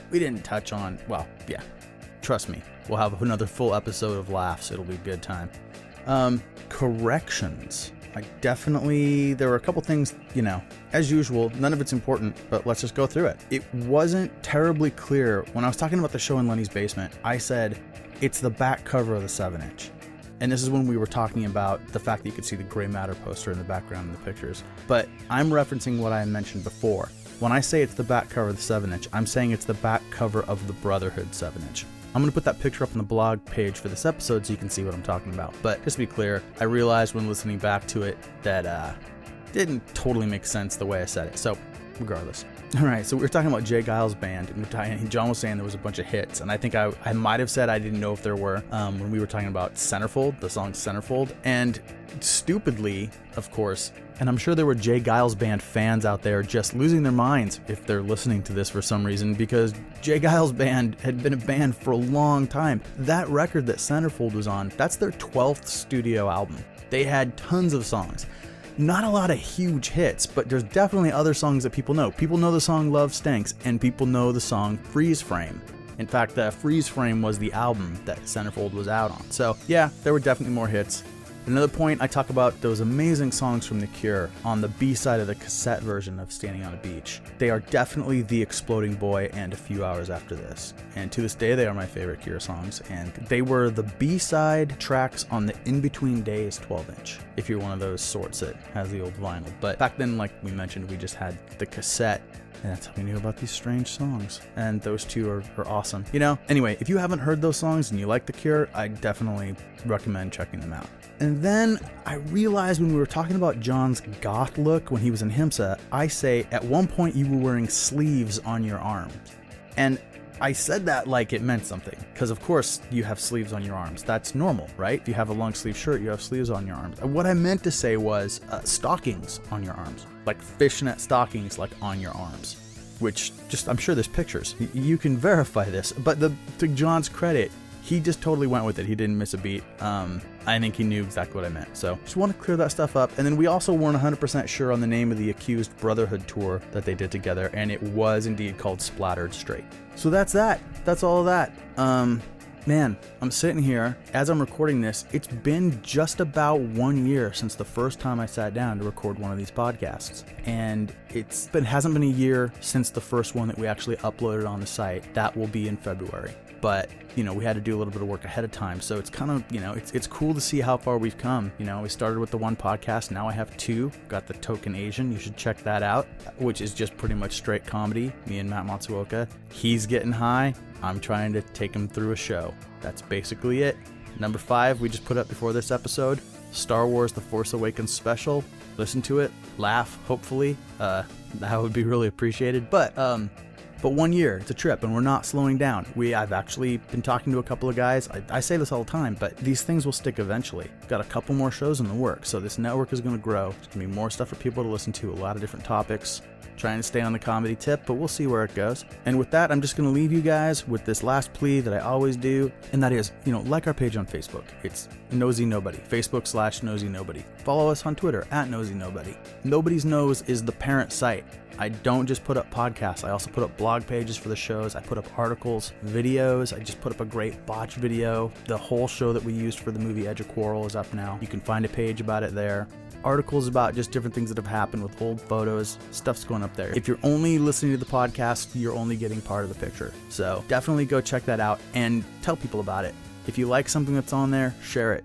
Whatever kind of social media, it would be super helpful. And you know, the holy grail, I guess, would be go give us that 5-star rating on iTunes. That would be a huge deal. That keeps people being able to find out about the show. So I appreciate all of you.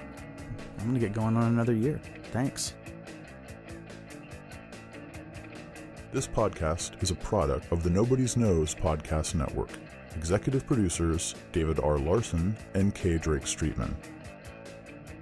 Music for this episode provided by Polymorph from the record Artifacts, Demos, and Debris.